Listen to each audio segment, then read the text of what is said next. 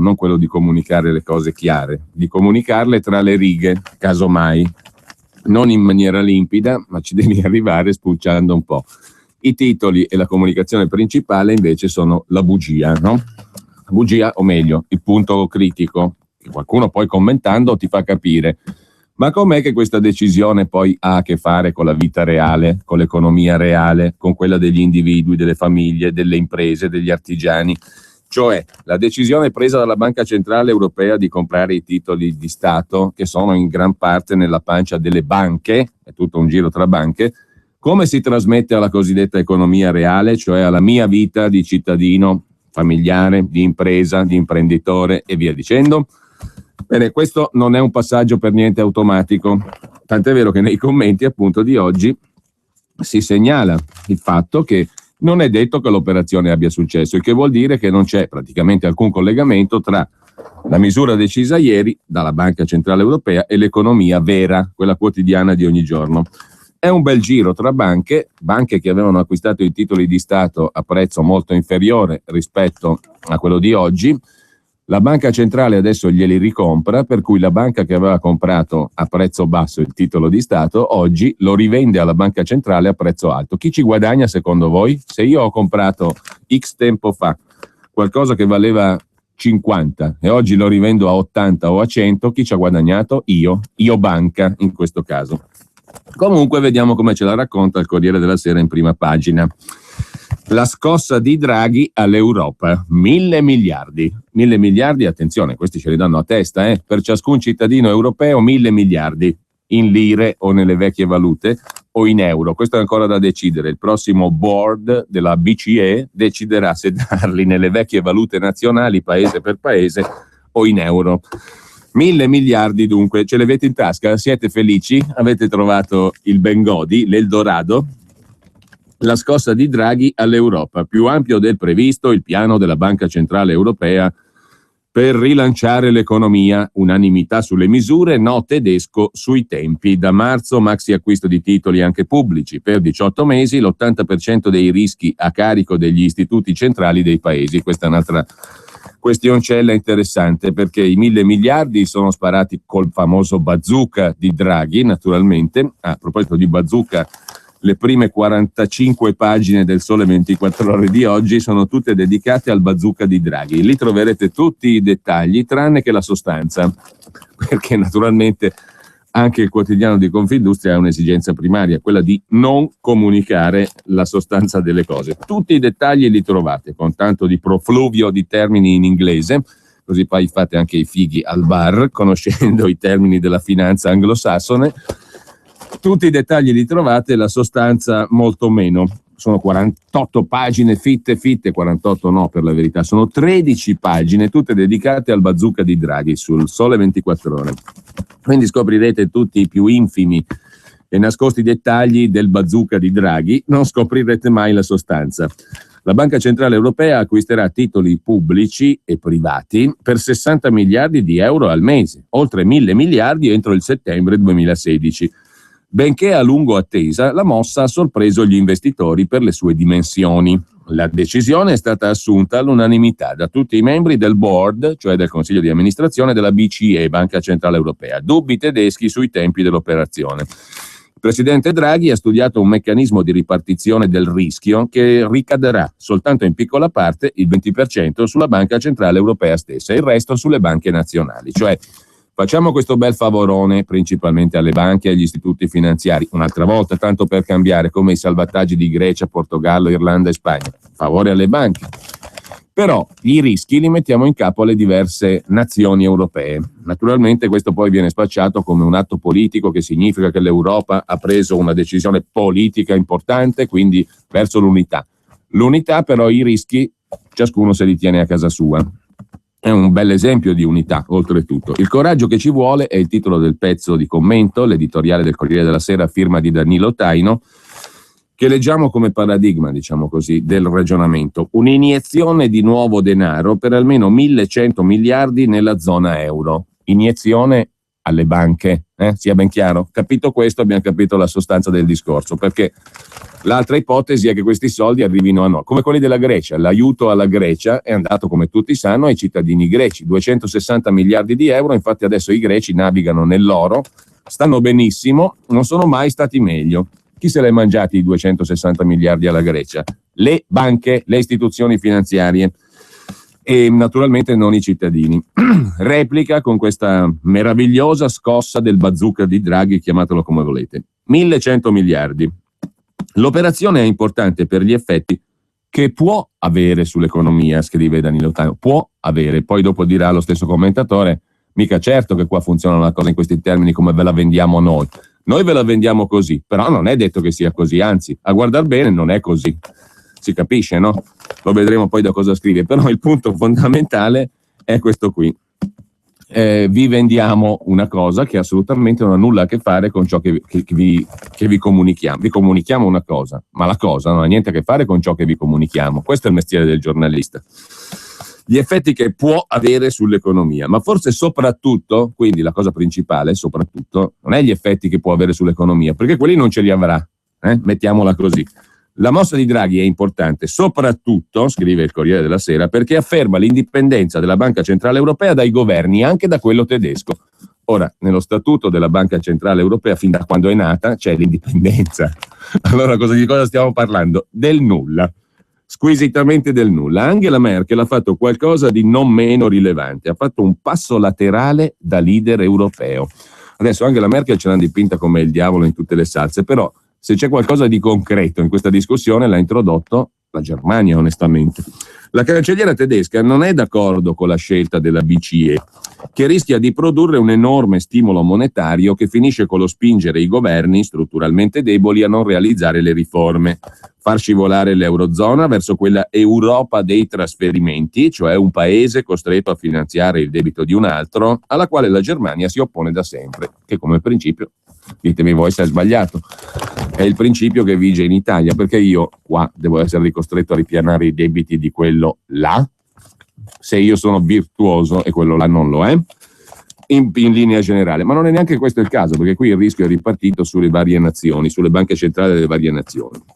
Dunque Angela Merkel sa che il suo partito, il Parlamento di Berlino, la Bundesbank, la maggioranza delle imprese, delle banche e della cultura economica tedesche si oppongono all'operazione della BCE e la battaglia sarà anche legale.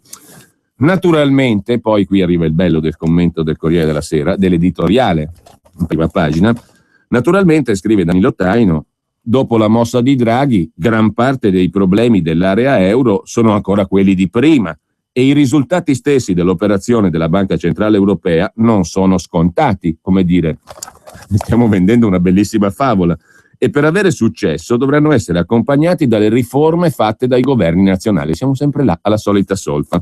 Sta di fatto però che la giornata di ieri ha indicato che in Europa si può fare politica, eccolo qui.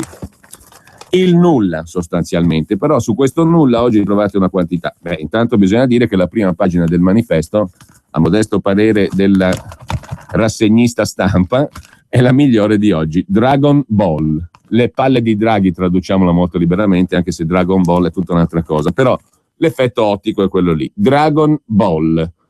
La sfida di Draghi ai falchi della BCE, l'acquisto massiccio del debito pubblico dell'Eurozona, il quantitative easing di 1.000 miliardi, ma il rischio maggiore resta nella pancia delle banche centrali nazionali per l'80%. La misura cerca di placare la crisi senza curarne la causa, l'assenza di investimenti.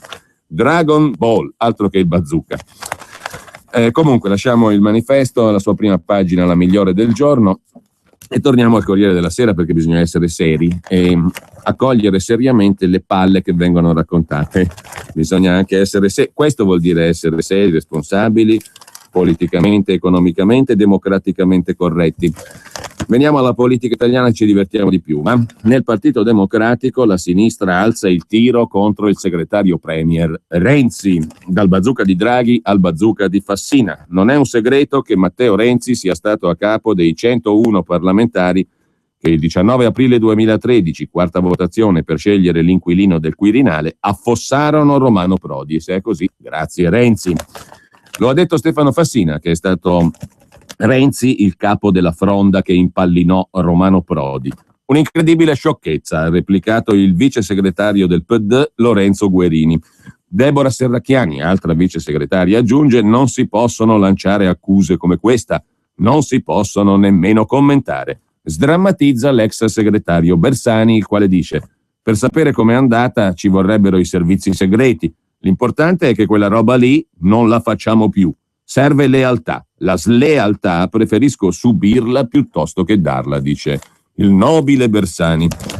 Mentre su Tito Boeri, presidente dell'INPS, la Camera chiede chiarimenti. Secondo la Camera non ha i titoli. È un percorso ad ostacoli quello che il professor Boeri deve compiere per entrare all'INPS da presidente, scrive il Corriere in prima pagina. Scelto a sorpresa il 24 dicembre scorso dal premier Renzi, il professore della Bocconi sarà presto ascoltato alla Camera perché Sergio Pizzolante, dell'area popolare, di intesa col presidente Commissione Lavoro Damiano del PD, ha chiesto che il governo fornisca chiarimenti sulla sua nomina. Boeri, secondo Pizzolante, non avrebbe i requisiti richiesti per la guida dell'istituto. Adesso uno può essere d'accordo o meno con Boeri, però ha un suo status accademico indiscutibile. Si sta rivelando però un percorso ad ostacoli, quello che il professor Boeri deve compiere per diventare presidente dell'INPS. E sempre dal primo piano del Corriere della Sera, la consorte dell'ex premier Enrico Letta, Gianna Fregonara, si occupa dell'università. Sarà la Corte Costituzionale a decidere se sia legittima la decisione del Politecnico di Milano di offrire corsi specialistici soltanto in inglese. Una lite di cui si è perso il senso, scrive giustamente Fregonara. Mentre Gian Antonio Stella racconta in prima pagina la storia di un medico vicentino che ha inventato una macchina che salva i bambini, che consente di fare la dialisi ai bambini piccolissimi. Il medico vicentino che ha inventato una macchina per salvare i bimbi, Claudio Ronco, la macchina si chiama Carpe Diem, è un apparecchio in miniatura per la dialisi dei neonati. Ha scelto anche di rinunciare al brevetto perché, dice il medico, mica l'abbiamo costruita per fare i soldi. Il racconto di questa storia a pagina 24 del Corriere della Sera di oggi. Adesso andiamo molto rapidamente al primo piano del Corriere, prima di passare agli altri quotidiani. C'è da segnalare a pagina 2 un'intervista all'ormai celeberrimo Thomas Piketty, 43 anni, economista francese, che è diventato una star l'anno scorso grazie al suo ponderoso volume intitolato Il capitale del XXI secolo, edito in Italia da Bonpiani, facente il verso a Carlo Marx, niente meno. Piketty commenta il bazooka di Draghi. L'entità del bilancio della Banca Centrale Europea potrebbe risalire a 3.000 miliardi, livello già raggiunto nel 2012, e questo rappresenterebbe l'equivalente del 30% del PIL della zona euro, che è di 10.000 miliardi di euro, ma pari solo al 3% del totale degli attivi finanziari detenuti nella stessa zona euro, che sono 100.000 miliardi di euro. Serve ben più di una banca centrale per salvare l'Unione Europea, scrive Piketty. La parte più consistente del rischio, l'80%, peserà sulle banche nazionali, solo il 20% a carico della Banca Centrale Europea. Questa parte delle misure rese note da Draghi è molto strana, commenta l'economista francese. Merita di essere studiata da vicino, ma potenzialmente è inquietante nel momento stesso in cui saremmo chiamati a realizzare l'unione bancaria della zona euro. L'effetto annuncio non è molto riuscito. Cosa ci vorrebbe, secondo Piketty? Un'unione politica e fiscale rafforzata della zona euro, con decisioni prese a maggioranza in un Parlamento della zona euro realmente democratico. Non si può chiedere tutto a una banca centrale, cioè anche secondo il novello Marx del 2014, Thomas Piketty, ci vuole più Europa per guarire dal male. Come uno dice, il male o male? Cosa ci vuole per guarire? Più male ancora. Capire il quantitative easing, invece, a pagina 5 del Corriere della Sera, se volete potete leggerlo. Naturalmente è quello che abbiamo già detto. Le operazioni saranno condotte dalla Banca Centrale Europea, l'acquisto titoli, anche del debito pubblico, saranno condotte sul mercato secondario, vale a dire non durante le aste lanciate dai singoli stati, ma dopo, successivamente, quando i privati, leggi, le banche, che hanno comprato BTP italiani o bonus spagnoli, tanto per fare esempi, decidono di rivenderli prima della scadenza. Verranno comprati soprattutto titoli di Stato, ma non solo, anche obbligazioni di istituzioni sovranazionali europee. Concentrandosi sui titoli pubblici, soltanto il 20% sarà comprato in regime di condivisione del rischio a carico della Banca Centrale Europea. Il restante rischio, l'80%, peserà sulle spalle delle banche centrali nazionali. Non si potrà comprare più del 25% dei titoli messi in circolo con ogni emissione, non potrà essere acquistato più del 33% del debito pubblico di un singolo paese, inclusi titoli di Stato già in pancia alla BCE. Sono previste eccezioni per paesi come la Grecia, se le autorità internazionali, il Fondo Monetario, dovessero dire che stanno facendo i compiti a casa. Da tutto ciò dovrebbe derivare che cosa? Un sacco di effetti positivi sui mutui per la casa, perché è logico che in questa condizione uno non ha il lavoro, cosa fa? Fa il mutuo per comprarsi una casa, è evidente. Stai perdendo il lavoro, hai perso il lavoro, cosa fai? Ti fai un bel mutuo, te lo danno subito, per comprare la casa. Perché oltretutto tu avrai uno 0,001% in meno da pagare sugli interessi. Ma quale attrattiva migliore ci può essere per indebitarsi oggi? Sei disoccupato, stai perdendo il lavoro, non c'è lavoro, non gira l'economia, ma fatti un bel mutuo per la casa, intanto te lo danno subito, al volo, e poi potrai risparmiare lo 0,0001 per 1000 sul pagamento degli interessi. Ma guarda che stimolo eccezionale all'economia. Gli effetti sulla vita quotidiana saranno questi: mutui a buon mercato, risparmi lo 0,00001 per 1000 ogni 10 anni, e banche più disponibili a prestare denaro a famiglie e imprese. Da domani andate in banca, chiedetegli soldi, famiglie, imprese, individui. Vedrete che costi 1.000 miliardi. Il bazooka, dici, sono qua per il bazooka di Draghi. Mi dà una cinquantina di mila di euro che ne ho bisogno. O 500.000, già che ci siete. O 1 milione di euro. C'ho bisogno di 1 milione di euro. Domani andate in banca, glielo chiedete. Il bazooka, no? Cos'è qua a fare lei? Ma scusi, c'è il bazooka, io sono qua a chiedere i soldi. Draghi ha messo soldi dappertutto, me ne dà un po'? Andate, fate questo esperimento, facciamo questo esperimento in banca domani. I listini azionari europei saranno di nuovo al centro dell'attenzione dei grandi investitori internazionali con rialzo delle quotazioni, e questo naturalmente renderà felici tutti i cittadini europei e italiani. Quando io so che la borsa va su e che gli speculatori internazionali stanno facendo ottimi affari, io sono felice, lo dichiaro. Tassi di interesse e rendimenti obbligazionari bassi. Così se investo qualcosa invece di magro che mi ho messo da parte, ho un rendimento basso, e questo mi rende molto felice. Se poi l'economia si rimette in moto, gli interessi dei titoli e le rate dei mutui risaliranno insieme al costo della vita e vivremo tutti felici. Allora, uno può capire se mi dicono ti taglio le tasse del 20% rispetto a quello che paghi oggi. Allora posso capire che ci può essere uno stimolo reale, concreto, ai consumi, agli investimenti, all'economia. Ma con questo giro di soldi tra banche, tra Banca Centrale Europea e le altre banche, me lo spiegate, Soloni di tutti i generi, che effetto ci può essere sull'economia reale? Se mi tagli le tasse del 20, del 30% rispetto a quello che pago oggi, posso comprendere che ci siano effetti sulla vita reale. Se si comprano i titoli fra Banca Centrale e banche e istituzioni finanziarie, io cosa ne ricavo? Mi rispondete a questa domanda semplice? È impossibile trovare qualcuno che risponda alla semplice domanda sfogliando tutti i giornali di oggi. Per fortuna, in Italia abbiamo una straordinaria fortuna, tra le tante, il ministro dell'economia, Padoan, il quale ha detto finalmente adesso le famiglie possono iniziare a spendere. Pagina 6 del Corriere della Sera, capito? E se lo dice lui, dobbiamo farlo. Spendete, avari che non siete altro. Mentre il signor Renzi ha detto sì alle misure della BCE, lo ha detto anche Angela Merkel, che col signor Renzi era a Firenze. Ma non siano un alibi queste misure della BCE, dice la cancelliera tedesca. Alla cancelliera tedesca risponde ancora il signor Renzi: stai tranquilla, mi devi sopportare. Così la mette il Corriere della Sera. L'ospite chiede lumi sulla situazione italiana. Che frase idiota, mette il Corriere della Sera a pagina 9. Renzi avrebbe detto, perché questo lo dice il Corriere, non è detto che l'abbia detto Renzi. Comunque, secondo il Corriere della Sera, Renzi va dalla Merkel, sono a Firenze tutte e due, la Merkel che è venuta per il vertice italo-tedesco, e a un certo punto Renzi dice ad Angela Merkel: stai tranquilla, mi devi sopportare. Quindi, uno verrebbe a dire, quindi, cosa significa? Che informazione importante è? Primo piano del Corriere della Sera. Altra notizia invece a margine: prima donna alla direzione del settimanale britannico L'Economist. Si tratta di una 47enne, Zeni Minton Beddoes, arrivata al giornale nel 94, prenderà il posto di John Mike Waite, l'ex editor in chief, che si è spostato a Bloomberg News. Mentre a pagina 11, torniamo alle cose italiane, la strategia di Renzi sul Quirinale: sul mio nome non potranno dire di no.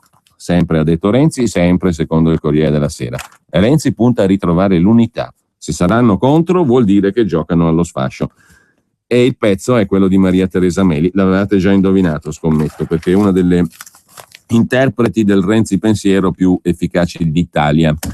Voltando pagina scopriamo che il candidato numero 1 del sondaggio fatto dal Fatto Quotidiano per trovare il Presidente della Repubblica è Giancarlo Magalli, l'abbiamo scoperto già negli giorni precedenti. Il mio boom per il Quirinale significa voglia di cambiamento, dice lo stesso conduttore e autore televisivo della RAI, che spopola nelle classifiche web dei candidabili, non solo sul Fatto Quotidiano, piace anche altrove.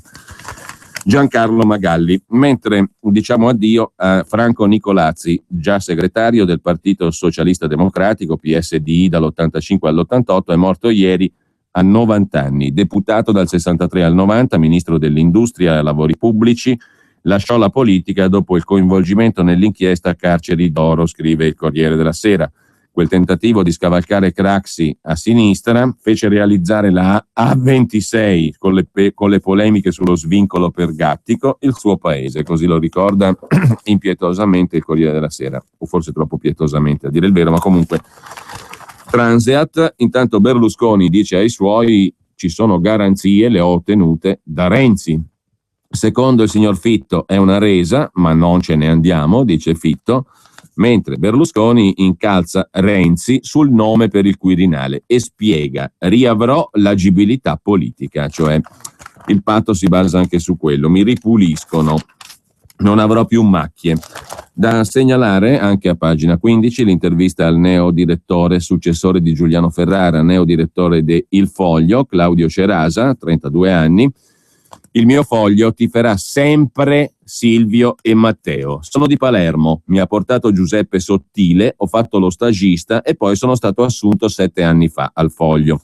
Siamo 20 giornalisti, 10.000 lettori, vogliamo conquistarne di nuovi in tutti i settori. Penso che Renzi e Berlusconi siano la coppia più bella del mondo. Noi, dice il neodirettore del Foglio, siamo innamorati della grande limonata fra i due. Ci fanno impazzire quelli che non capiscono e pensano che si tratti di incesto. E poi parleremo di giustizia. Ancora più duri saremo, garantisti contro tutti i mozzaorecchi in circolazione, liberali e liberisti. E sull'Islam condivido in toto la posizione di Ferrara, dice Cerasa, neodirettore del Foglio. Sempre poi dalla Corriere della Sera, ma passando alla pagina degli esteri, Obama non riceverà il premier israeliano Netanyahu, uno schiaffo quello di Obama contro il premier israeliano, mentre il ministro Gentiloni prima ha detto che c'è il rischio di infiltrazioni terroristiche per l'immigrazione, compresa Mare Nostrum naturalmente, e poi ha precisato: confondere terrorismo e immigrati è un'idiozia, cioè dirne una giusta e rimangiarsela subito. Sono jihadisti o banditi? Questa è la domanda invece che si pone il Corriere della Sera sui rapitori di Ignazio Scaravilli, 70 anni, irreperibile dal 6 gennaio 2015 in Libia. Medico settantenne scomparso nella zona di Tripoli il giorno dell'Epifania. Irreperibile, cioè rapito. Hanno tenuto la notizia segreta 15 giorni per non interferire nei negoziati sulla liberazione di Greta e Vanessa in Siria. Ieri mattina è toccato al ministro degli esteri Gentiloni confermare la notizia. Gli ostaggi italiani nel jihadistan mondiale sono ridiventati 3. L'ultimo è un ortopedico siciliano settantenne irreperibile dal giorno dell'Epifania, Ignazio Scaravilli. L'avrebbero preso nell'area di Tripoli. L'allarme è stato dato da 3 colleghi che dall'Italia l'avevano accompagnato a operare nell'ospedale Dar al-Wafa. Pochi dubbi che si tratti di un rapimento. La Procura di Roma ha aperto un fascicolo per sequestro a scopo di terrorismo, anche se a Tripoli si rapisce una persona al giorno e a muoversi sono anche criminali comuni che vendono poi l'ostaggio a gruppi jihadisti. 2 le ipotesi. Scaravilli potrebbe essere nelle mani di bande che controllano il traffico di clandestini verso l'Europa. Come accadde l'anno scorso, al piacentino Marco Vallisa, rilasciato vicino alla Tunisia dopo 4 mesi di trattative. Seconda ipotesi, l'ISIS, finora protetto in Cirenaica da Ansar al-Sharia, da qualche settimana ha fatto la sua comparsa a Tripoli, prima con un comunicato, poi con un'autobomba all'ambasciata algerina. Anche in tal caso il rapimento potrebbe servire a finanziare il gruppo Ansar al-Sharia, che in Tripolitania è più che tollerato dal governo della fratellanza musulmana di Alba Libica. Ci hanno raccomandato silenzio stampa, dicono moglie e figlio di Scaravilli, un primario che dopo una vita fra Padova e la Sicilia si era deciso a una pensione da consulente di 2 ospedali libici, per la passione, si legge sul suo sito, e per la testarda voglia di aiutare il paziente. L'avevo visto prima di Natale, uno pieno di entusiasmo, racconta un anestesista che il medico aveva cercato di coinvolgere nella missione libica, ma l'anestesista gli ha detto no, io in Libia non ci vengo. La situazione a Tripoli è di calma solo apparente, dice un diplomatico. Le milizie ostentano il controllo del territorio. I fatti di Parigi qui non hanno portato la gente in piazza, ma questo significa poco. X è una potenza. X è un fattore che ti rende unico. X è il segno di una scelta. X è mistero, X è trasgressione, X è sexy. X è un momento che non può aspettare. Fiat 500X è arrivata. Più grande, più potente e sempre pronta all'azione. Scopri il crossover Fiat disegnato, progettato e costruito in Italia. Vieni a provarlo sabato 24 e domenica 25 in tutte le concessionarie Fiat. Vuoi iniziare il nuovo anno in bellezza? Con Vichy ti conviene. Oggi in farmacia acquista 2 prodotti viso Vichy. Il secondo lo paghi la metà. Buono sconto del 50% applicato sul prezzo praticato dal rivenditore sul prodotto meno caro. Operazione a premi valida dal 7 gennaio al 28 febbraio 2015. Regolamento integrale su vichy.it. Non c'era una volta una Golf alimentata a metano, ma adesso ce ne sono 2. C'è la nuova Golf TGI che con soli €3,50 ti fa fare più di 100 km. E c'è anche la nuova Golf Variant TGI, la prima Golf Station Wagon a metano. E con progetto valore Volkswagen TUE da €169 al mese, TAN 3,99, TAIG 5,65, anticipo €6.250. E dopo 3 anni puoi rifinanziarla o restituirla. Info su Volkswagen.it. Scopri le ali Eco Days di sabato 24 e domenica 25. Per la tua pubblicità su Radio Padania Libera, chiama il numero 02 66 23 44 22.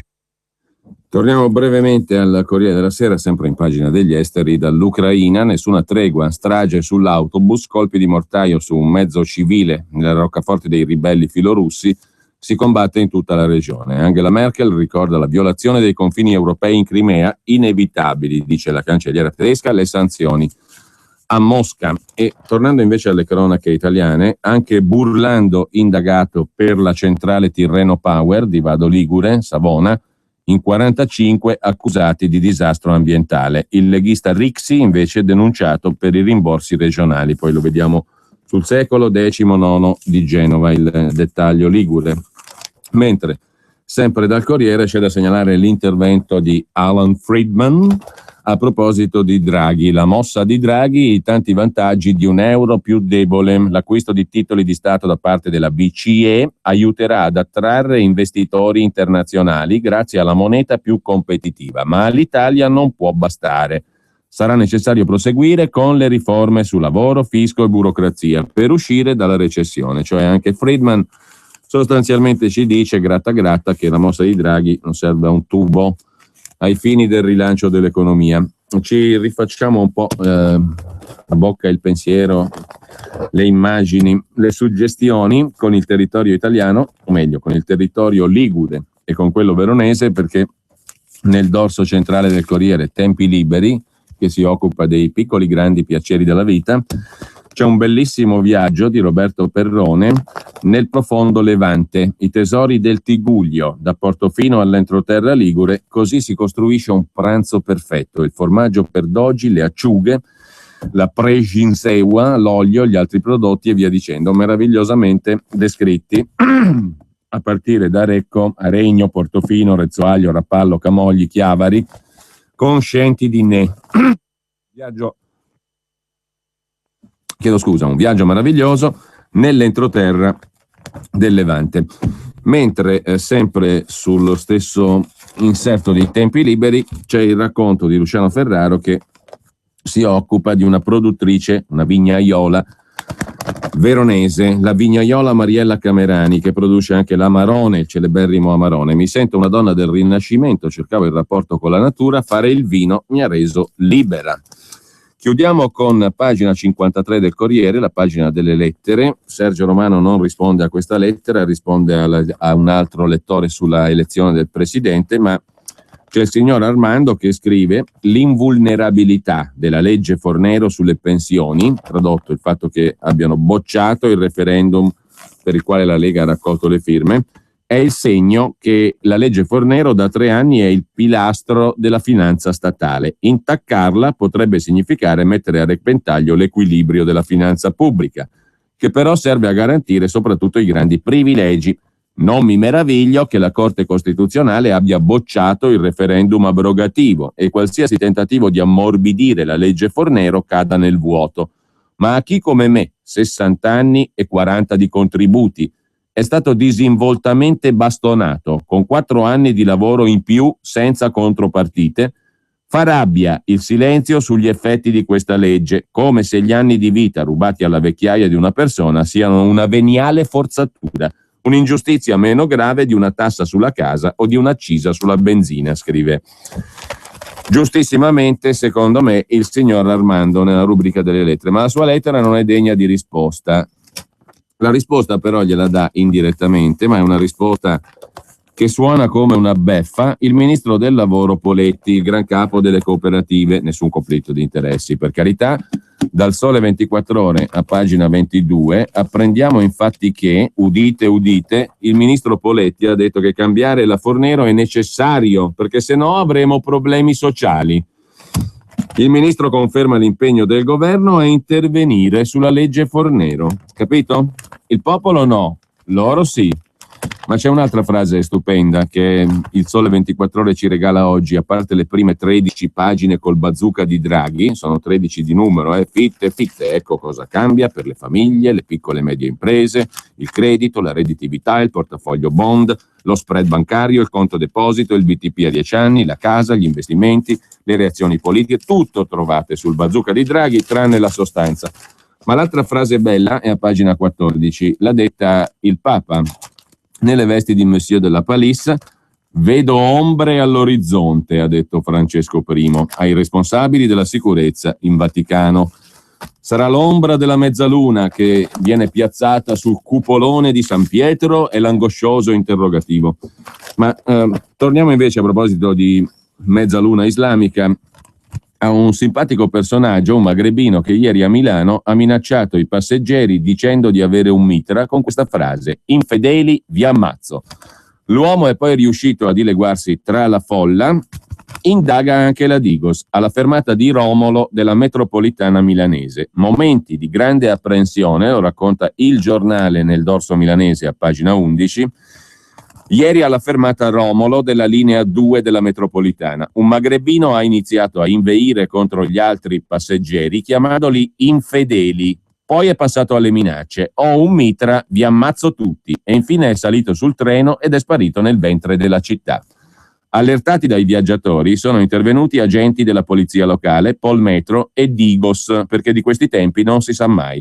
Interrogati, gli operatori di stazione hanno spiegato di aver visto quel tizio più volte in passato molestare i passeggeri senza mai passare alle vie di fatto. Tranquillamente questo andava avanti a molestare i passeggeri, purché non passasse alle vie di fatto, giusto? Ma ha ragione lui, ma tiralo fuori sto mitra e fai una strage, no? Così almeno magari qualcuno si sveglia. Altro che Tel Aviv, messa in 16ª pagina ieri. È normale, ma è tutto normale, come ha detto il Papa per del resto. È normale, è normale. Lui l'ha detto per un'altra questione, che è normale reagire alle vignette pubblicate su Maometto. È normale reagire, no? Ed è normale che uno molesta la gente, i conducenti della metropolitana lo conoscono, lo riconoscono, e lì da mesi, da anni, molesta la gente, ma senza mai passare alle vie di fatto, per carità, perché c'è la libertà non solo di espressione, ma anche di gesto e di azione in Italia. In Italia c'è la libertà di azione più che di espressione. Quindi uno può molestare tranquillamente per mesi, per anni, finché non passa alle vie di fatto. Ma molestare non è già passare alle vie di fatto, ho detto per inciso, perché se uno molesta qualcun altro sta già facendo qualcosa, o no? È semplice manifestazione del pensiero anche quella. Ti devono ammazzare, giustamente c'ha ragione lui, adesso tiro fuori il mitra e vi ammazzo, dice lui. È logico, mi sembra logico. L'allarme è scattato verso le 10 alla banchina della linea 2, treno in arrivo da Rho e diretto in centro. Scende trafelato le scale un magrebino di età indefinibile, racconta il giornale, che è arrivato sul marciapiede e inizia a urlare come un matto. Infedeli, infedeli, ha urlato rivolgendosi ai passeggeri in attesa. Poi, non contento, ha rincarato la dose, iniziando a strillare: un mitra, a casa ho un mitra, vedrete infedeli, la prossima volta scendo giù con quello e vi ammazzo tutti. Sul più bello del suo delirio, scrive il giornale, speriamo che sia un delirio, però è arrivato il convoglio e il nordafricano è balzato dentro, sparendo, ingoiato dal tunnel. Minacce e insulti raccolti sia da viaggiatori scesi alla fermata, che l'hanno incrociato mentre saliva, sia da qualcuno che ha preferito attendere il convoglio successivo anziché condividere la carrozza con questo sovreccitato individuo. Tutti sono rimasti qualche secondo indecisi sul da farsi, fino a quando sono scesi in banchina casualmente un paio di agenti della polizia locale, i Ghisa, i vigili. A quel punto i passeggeri hanno fermato i vigili raccontando lo stravagante sceneggiata a cui avevano assistito. Forse un innocuo squilibrato, ma di questi tempi è meglio verificare, scrive il giornale. Sono partite le telefonate in questura, sul posto sono arrivati Polmetro e Digos. I poliziotti hanno sentito i testimoni, a cominciare dagli operatori di stazione, i quali hanno riferito che sì, effettivamente non era la prima volta che quel tizio scendeva in metropolitana, anzi, se lo ricordano bene, perché, sempre apparso piuttosto sovreccitato, è stato notato parlare da solo, inveire e gesticolare. Soprattutto è stato visto più di qualche volta attraverso i monitor sbracciarsi, urlare, molestare i passeggeri mentre in banchina attendeva l'arrivo del treno, senza peraltro mai passare alle vie di fatto. La vicenda merita un approfondimento, conclude il giornale, perché con quel che è successo nelle scorse settimane in Francia c'è poco da scherzare. E non tranquillizza certo il fatto che si tratti di persona solamente un po' disturbata. Lo erano anche gli assassini di Parigi. A proposito sempre di Islam, la legge in Lombardia esclude l'Islam, le moschee, e scontro in regione, titola il Corriere della Sera. Testo approvato in commissione, rischio di ricorsi, il PD dice che c'è una foga antimusulmana, Lega e Forza Italia rispondono, sono regole chiare. A pagina 5 del Corriere della Sera il dettaglio. A pagina 7 invece Guido Olimpio racconta un intrigo internazionale. Una spia che disse ai consoli di Milano: in Argentina ci sarà strage di ebrei, e lo disse 10 giorni prima dell'attentato a Buenos Aires del 94 con 85 vittime. Questa spia, questo informatore è un brasiliano, si chiama Wilson dos Santos, 8 luglio del 94. Questo dos Santos avverte 3 consolati a Milano su un imminente attentato in Argentina. Il 18 luglio c'è l'attentato a Buenos Aires, 85 le vittime, l'attentato al centro ebraico.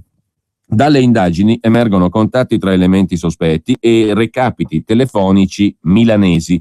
Milano e la Lombardia sono uno snodo per i servizi segreti dell'Iran.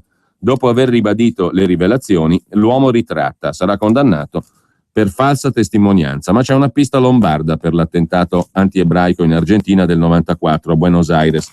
2 numeri di telefono collegati alla strage che l'estate del 94 devastò l'Amia di Buenos Aires portano alla Fiera di Milano. Uomo dei servizi, cane sciolto o bugiardo, la spia che disse ai consoli ci sarà strage in Argentina. Accertati i suoi passaggi in Siria e in Libano. 2 numeri di telefono, scrive Guido Olimpio, corrispondono ad altrettanti fax usati alla Fiera di Milano nei mesi precedenti all'estate del 94. Altri recapiti, non sull'elenco, portano a uffici iraniani a Roma. Poi la terza traccia, militanti sciiti iraniani in Lombardia. E infine il brasiliano Wilson Roberto dos Santos, un enigma che cammina tra 2 continenti dentro il labirinto dell'attentato alla sede ebraica della AMIA di Buenos Aires del 94.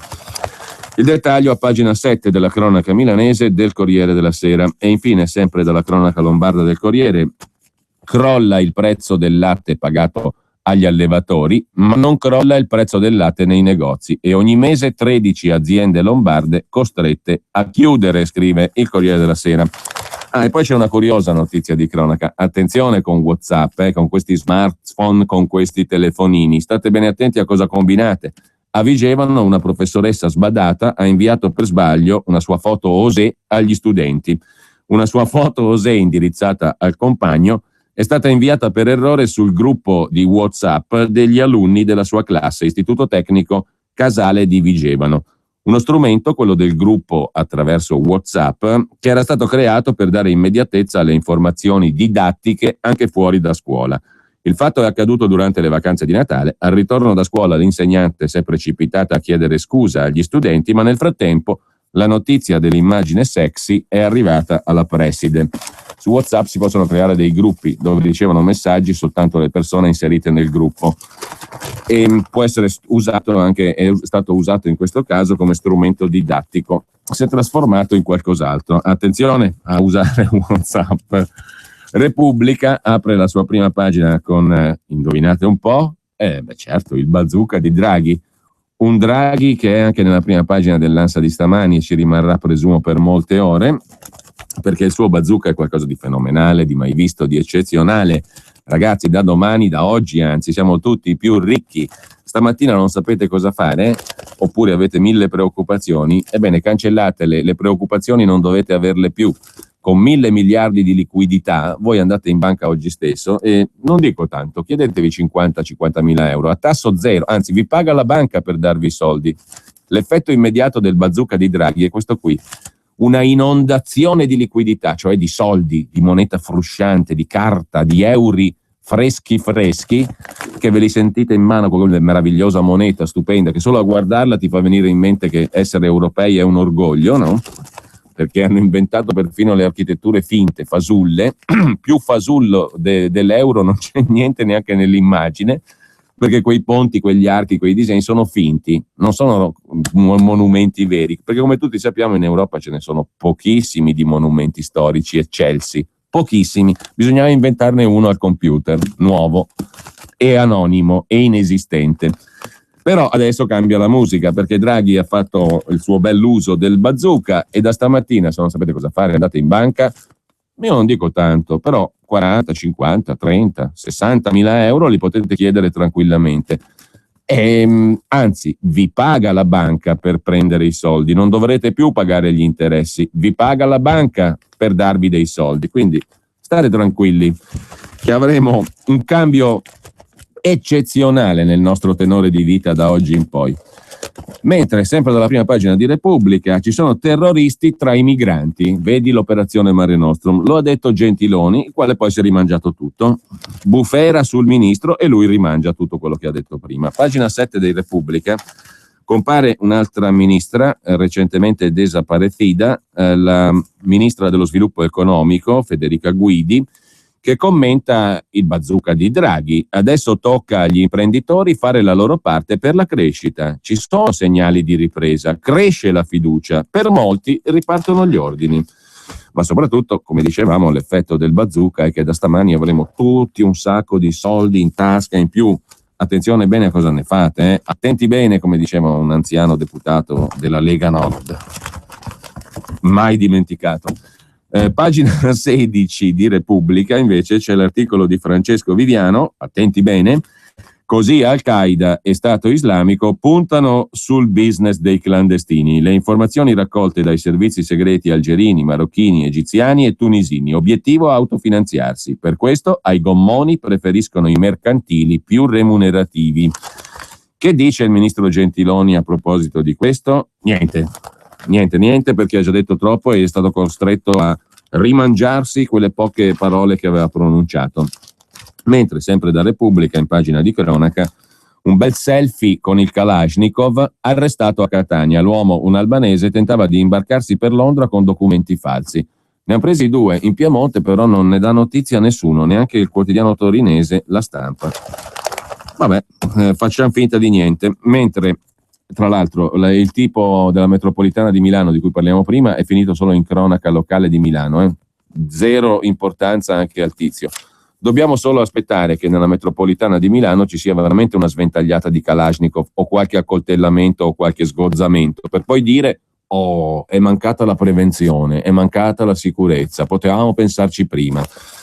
Milano-Tel Aviv, la linea è molto più diretta di quel che non si immagini, peraltro. Milano, Torino, insomma le nostre città. Mentre Repubblica racconta, a pagina 19, di Sonia, una baby jihadista che da Treviso se n'è andata in Siria, partita per combattere accanto al fidanzato. Però non sarebbe male, ci sarebbe forse un modo per risolvere questo problema dei foreign fighters, o che dir si voglia. Le varie italiani o non italiani convertiti all'Islam, o altri che siano, stranieri che da qui partono per andare là. Parti e rimani. Cioè non c'è il fenomeno del ritorno. Tu parti, io ho il nome, ci sono i nomi di questi qua, no? Non torni più. Sbarramento totale, altro che Schengen e via dicendo. Tu non torni più. Vuoi partire per la Siria, Sonia? Stai là, stai là. Partita per combattere accanto al fidanzato. Quando a fine agosto ha lasciato famiglia e amici, non aveva ancora 18 anni. Il Ministero dell'Interno l'ha inclusa tra i 5 foreign fighters italiani, cioè quelli che appunto vanno a combattere là. In classe portava l'hijab, dicono le compagne, ma non ha mai dato l'impressione di essere estremista. La svolta quando si innamora di un 25enne tunisino ritenuto fanatico dell'Islam. No, fanatico dell'Islam, islamico, è diverso, perché il fanatico dell'Islam è semplicemente un islamico. Non si può dire il fanatico del Corano. Il Corano, è lì da tanti anni, non è da qualche mese che hanno scritto il Corano. Anzi, per loro è lì da sempre, e la parola di Dio è perennemente vivente. E quello che dice il Corano è perennemente valido. Non c'è bisogno di filologia, di studio storico, di contestualizzazione. Perennemente valido. E quello che dice il Corano è chiaro. Poi ci puoi pescare anche, perché siccome è nato come un centone di vecchia roba, finalizzato alla conquista territoriale e all'instaurazione di un potere, è logico che sia guerresco. Ma è estremamente chiaro, basta leggerselo. Quello che invece ci trovi di vagamente pacifista è derivato dal fatto che, insomma, il povero Maometto si è trovato a dover copiare quello che hanno prodotto prima di lui, in particolare ebraismo e cristianesimo. Aveva già materiale pronto, l'ha rielaborato per il suo uso e consumo. È evidente a tutti leggendo il Corano, però tanti leggono il Corano dicendo: ah, che bello impulso alla pace c'è dentro questa strofa, questo verso della Sura XY. Leggilo tutto però, per favore, perché le parti nuove sono quelle nelle quali si finalizza il libro all'instaurazione di un dominio, di un potere. Quindi le parti nuove sono quelle interessanti, non le parti vecchie copiate dall'ebraismo e dal cristianesimo. Quelle le conosciamo anche noi, le conoscevamo anche prima. E non c'è niente di originale se non la filosofia, che individua anche il nemico, fondamentalmente. I leggenti del libro, gli ebrei e poi i cristiani. Non è difficile, non è difficilissimo capire quel libro lì, è molto semplice. Poi ci sono, e che la cosa bella anche è che questi lo dicono anche apertamente. Arriveremo a Roma perché l'ha detto il profeta, ne ha detto tante cose il profeta, e ha detto anche quella, lo dicono. Poi noi non si prende sul serio e dice: ah, che simpatici, che folcloristici che sono questi islamici, ma figurati se una balla così è credibile. Non è una balla, perché per loro è l'eterno presente quello lì, non c'è questione di tempo. Comunque lasciamo perdere, avremo modo di parlare di queste questioni a parte. Intanto, sempre da Repubblica, pagina 20, pagina degli esteri, il premier francese Valls dice: basta con l'apartheid delle banlieue, contro l'estremismo ripopoliamo le banlieue. Trovali quelli che vanno là a ripopolare le banlieue e che non siano gli attuali abitanti delle banlieue. Si prevedono cospicui incentivi, diciamo così, per trasferirsi nelle banlieue, mentre il sangue di Ahmed, che non c'era, i documenti, eccetera, insomma, in Francia dilaga il complottismo. Cosa c'è dietro al fatto che qualcuno ti tira dei colpi di Kalashnikov in pancia? Cosa c'è dietro? E infatti il poliziotto Ahmed Merabet, quello che abbiamo visto tutti per terra alzando le mani e invece è stato brutalmente assassinato dai fratelli Kouachi, il poliziotto non è realmente morto perché nel video non c'è traccia di sangue. Il terrorista, Hamedi Koulibaly, quello che ha fatto strage di ebrei al supermercato kosher, era dentro al supermercato kosher ammanettato, e c'è un fermo immagine che lo dimostrerebbe.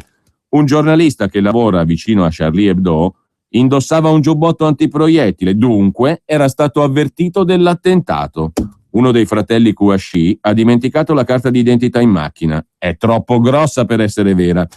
Nel girone folle del complottismo, scrive Anais Ginori per Repubblica da Parigi, ogni dettaglio viene isolato, amplificato, collegato in un disegno macabro, in cui tutto apparentemente si tiene. La ricostruzione parallela e contraria degli attentati di Parigi continua a diffondersi come un virus attraverso siti e social network. Niente finora sembra poter arrestare questa ridda di voci, illazioni, spesso corredate da video e da montaggi fotografici. Sono i giovani che spesso si informano attraverso internet i più ricettivi alle teorie farneticanti, perché non è sufficientemente chiaro, no? Il significato di allora prendo un Kalashnikov, Allah è grande e ti distruggo, ti ammazzo, ti sparo in pancia. È un gesto talmente difficile da capire che bisogna trovare cosa c'è dietro, no? Le teorie complottiste, ma cosa c'è dietro? Poi naturalmente ci sono dietro sempre gli ebrei, in subordine gli Stati Uniti, anche se con Obama non sarebbero in grado di compiere operazioni di questa raffinatezza naturalmente, però intanto ci sono gli ebrei, dietro ci sono sempre gli ebrei, che per conseguenza vanno eliminati, è ovvio, no? Qui torniamo alla frase di ieri, qualcuno la isola e dice: hai capito come ragiona quello lì? I cretini sono numerosi, ripeto, e non è escluso che siano all'opera. In ogni caso è troppo chiaro il gesto, no? Io dico Allah è grande, tu hai offeso il profeta Maometto, io ti ammazzo, ti sventaglio il Kalashnikov in faccia, ti crepo la pancia di buchi. Non è sufficiente, non è chiaro, bisogna vedere cosa c'è dietro, e se scavi un attimo trovi gli ebrei dietro questa cosa qua.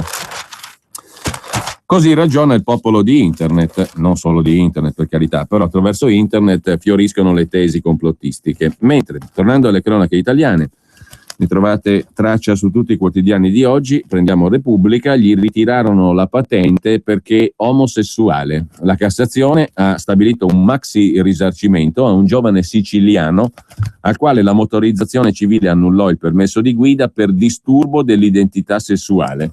È una roba da Arabia Saudita, era stato lui stesso a dichiarare di essere gay alla visita di leva. Contro di me un'offesa gravissima, dice Danilo Giuffrida, oggi 34enne, è la vittoria della giustizia. Per i supremi giudici i 20.000 euro stabiliti in appello sono troppo pochi. Tutto era iniziato 15 anni fa. Commissione per il servizio di leva. Il ragazzo dice di essere gay, scelta coraggiosa per un ragazzo di 20 anni. Quel coraggio lo ha pagato caro Danilo Giuffrida di Catania.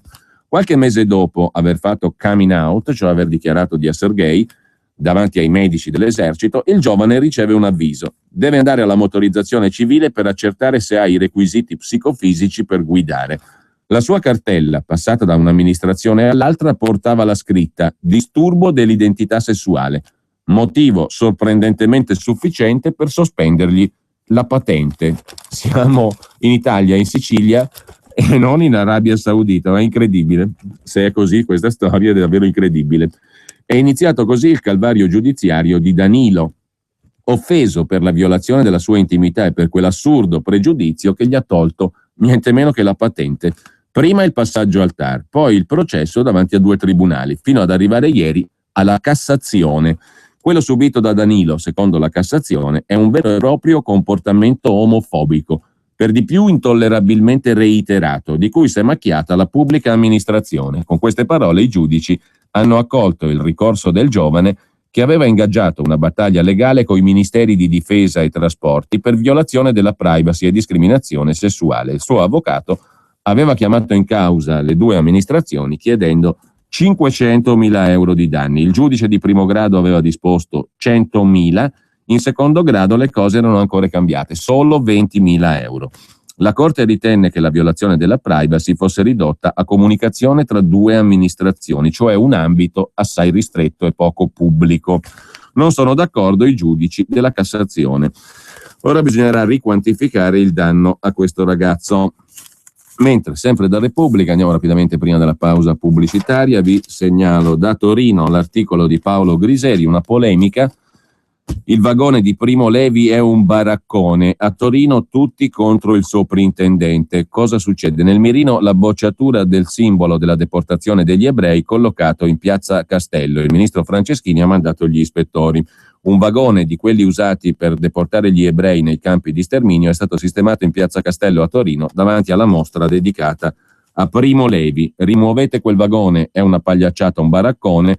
Peccato che il vagone è un vecchio vagone degli anni 40, di quelli che venivano usati dai nazisti per deportare gli ebrei ad Auschwitz, ed è stato simbolicamente sistemato nel cuore di Torino, Piazza Castello, di fronte alla mostra su Primo Levi sui campi di sterminio. Ma il soprintendente ai beni architettonici del Piemonte non vuol sentir ragioni e spara a zero. Piazza Castello è la più prestigiosa della città, vincolata e sottoposta al parere dei miei uffici. Il parere è negativo. Il vagone della memoria turba la prospettiva della facciata juvariana del palazzo. Fino all'11 febbraio continua il fuori tutto €1. L'asciugatrice Electrolux Rex, classe A+, che cercavo. A soli 479 euro? Sì. Sono 220 euro in meno. E guarda quanti altri sconti. €1 batte forte sempre. Su una Toyota Hybrid ci sono cantanti stonati e cantanti esagerati. Make me feel like Cosa hanno in comune? I've been like heaven. Sono tutti felici. Con Paper Drive, gamma Toyota Hybrid, è tua da 150 euro al mese con 4 anni di manutenzione e garanzia. TAG 634. Dettagli su toyota.it. Provala durante gli Happy Hybrid Days e scopri la felicità di guidare l'ibrido Toyota. Toyota Hybrid. La felicità riparte dall'ibrido. A scuola di business. Oggi musica. Come accordare tecnologia, efficienza e convenienza con un'occasione imperdibile. Fino al 31 marzo con i furgoni Transporter Eddy il pacchetto Tech and Sound è in omaggio. E da oggi gli strumenti giusti per il tuo lavoro sono ancora più accessibili. Per te finanziamento a TAN 0 e TAEG 239 e polizza furto e incendio per un anno gratuita. Questa sì che è musica. Volkswagen Veicoli Commerciali. La prima regola per lavorare bene. Per la tua pubblicità su Radio Padania Libera, chiama il numero 02 66 23 44 22. La dentiera ti dà problemi? Con Pentadent potrai passare in breve tempo dalla dentiera alla protesi fissa. Negli ambulatori Pentadent troverai esperienza pluriennale ai massimi livelli, costi accessibili con possibilità di finanziamenti agevolati, sedi distribuite nel territorio per facilitare i controlli periodici. E per i residenti in Lombardia possibilità di usufruire del contributo offerto dal Servizio Sanitario Regionale. Per informazioni chiama l'800 700 860 o vai su pentadent.it. Salve, sono Giovanna della Mondoflex. Mondoflex. Adesso su tutta la nostra produzione, saldi, saldi, saldi. Venite a trovarmi, vi aspetto. Mondoflex, reti e materassi. Mondoflex, conviene sempre. A Treviolo, Melzo, Crema, Castelmella, Brescia e a Desenzano sul Garda. Missione possibile. Il trasloco della tranquillità. Se devi traslocare, la missione è possibile. Grillo Antonino Traslochi. Scopri tutti i nostri servizi su www.grilloantonino.it. Per la tua pubblicità su Radio Padania Libera, chiama il numero 02 66 23 44 22. Che tempo farà? Le previsioni meteorologiche di Radio Padania Libera. Buongiorno, dal centro geofisico prealpino vi parla Paolo Valisa. Vediamo la situazione. La bassa pressione che ha portato tra mercoledì e giovedì neve a basse quote si sposta sull'Italia meridionale. Sull'Europa centrale avanza l'anticiclone atlantico che sospinge però aria più secca e fredda da nord attraverso le Alpi, con ritorno del sole nel fine settimana ma diminuzione delle temperature soprattutto da domenica. Vediamo la previsione per oggi. All'alba brinate estese e banchi di nebbia sulla bassa padana in lenta dissoluzione. In giornata soleggiato ci sarà qualche passaggio nuvoloso al mattino, ventilato da nord sulla prealpi a partire dalla serata. Le massime per oggi comprese tra 8 e 10 gradi e per domani sabato all'alba gelo e brinate sulla pianura e qualche banco di nebbia. In giornata abbastanza soleggiato con passaggi nuvolosi e vento da nord su Alpi e Prealpi. Verso sera nuvole e nevischio portato dal vento lungo le Alpi di confine. Domenica sempre soleggiato, ventilato da nord, al mattino forse il vento potrebbe arrivare a toccare la pianura estese brinate notturne. In montagna il clima sarà gelido, meno 5 gradi si misureranno in giornata a 1500 metri, con nuvole addossate alle creste di confine. E per lunedì abbastanza soleggiato, con qualche passaggio nuvoloso, il freddo sempre invernale. Martedì limpido e nuovamente ventilato dal nord, le temperature massime non oltre i 5 gradi. Con questo concludo, auguro a tutti una buona giornata e un buon fine settimana. Che tempo farà? Le previsioni meteorologiche di Radio Padania Libera.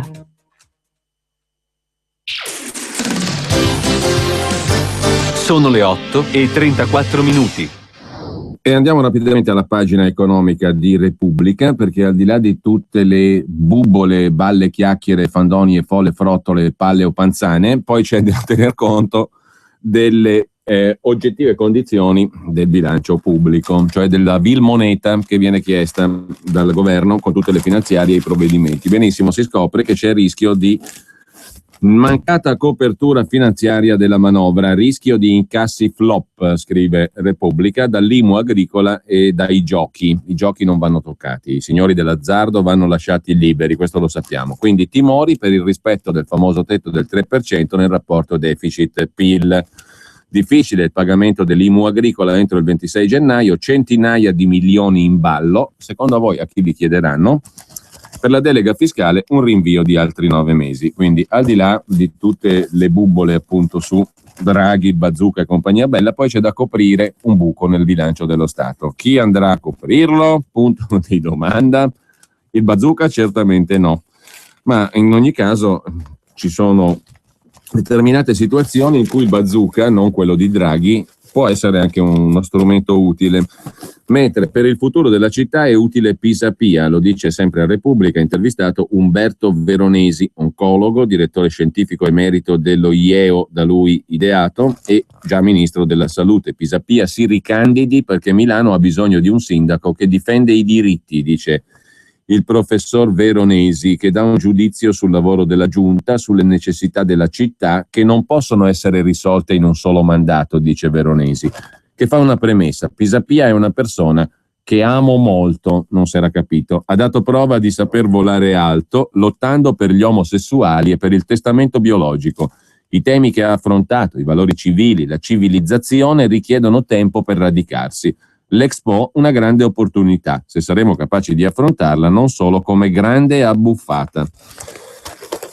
Così Veronesi su Pisapia, mentre la Stampa di Torino mette in prima pagina, a proposito di fondi pubblici, anche un'altra notizia: non ci sono i quattrini, rinviato il pacchetto antiterrorismo. È più importante il bazooka di Draghi effettivamente che non la sicurezza dei cittadini. Mentre sempre dalla Stampa in prima pagina, il Ministero punisce i teatri più virtuosi, la classifica della qualità che è usata per distribuire anche qui la vil moneta, i finanziamenti. La classifica penalizza Torino e Venezia, ma premia Roma. Al primo posto la Scala, fondi per 28 milioni, più di tutti gli altri, la Scala di Milano. Al secondo posto l'Opera di Roma, 18,7 milioni, a Santa Cecilia 11,4. All'11° posto il Regio di Torino, fondi dallo Stato per 14,3 milioni. Al 13° la Fenice di Venezia, fondi per 15,1 milioni. Mentre lasciata la prima pagina 11 della Stampa, abbiamo un servizio sul CIE di Torino, il centro di identificazione e di espulsione. Saranno rinchiusi lì i potenziali jihadisti. Dopo gli accertamenti verranno espulsi. L'operaio pakistano 26enne di Macerata, che inneggiava al jihad, esultando per la sanguinosa catena di esecuzioni dello Stato islamico, espulso a tempo di record, da martedì è a Torino, rinchiuso nel centro di identificazione e di espulsione con altri islamici colpiti da provvedimenti analoghi in Piemonte.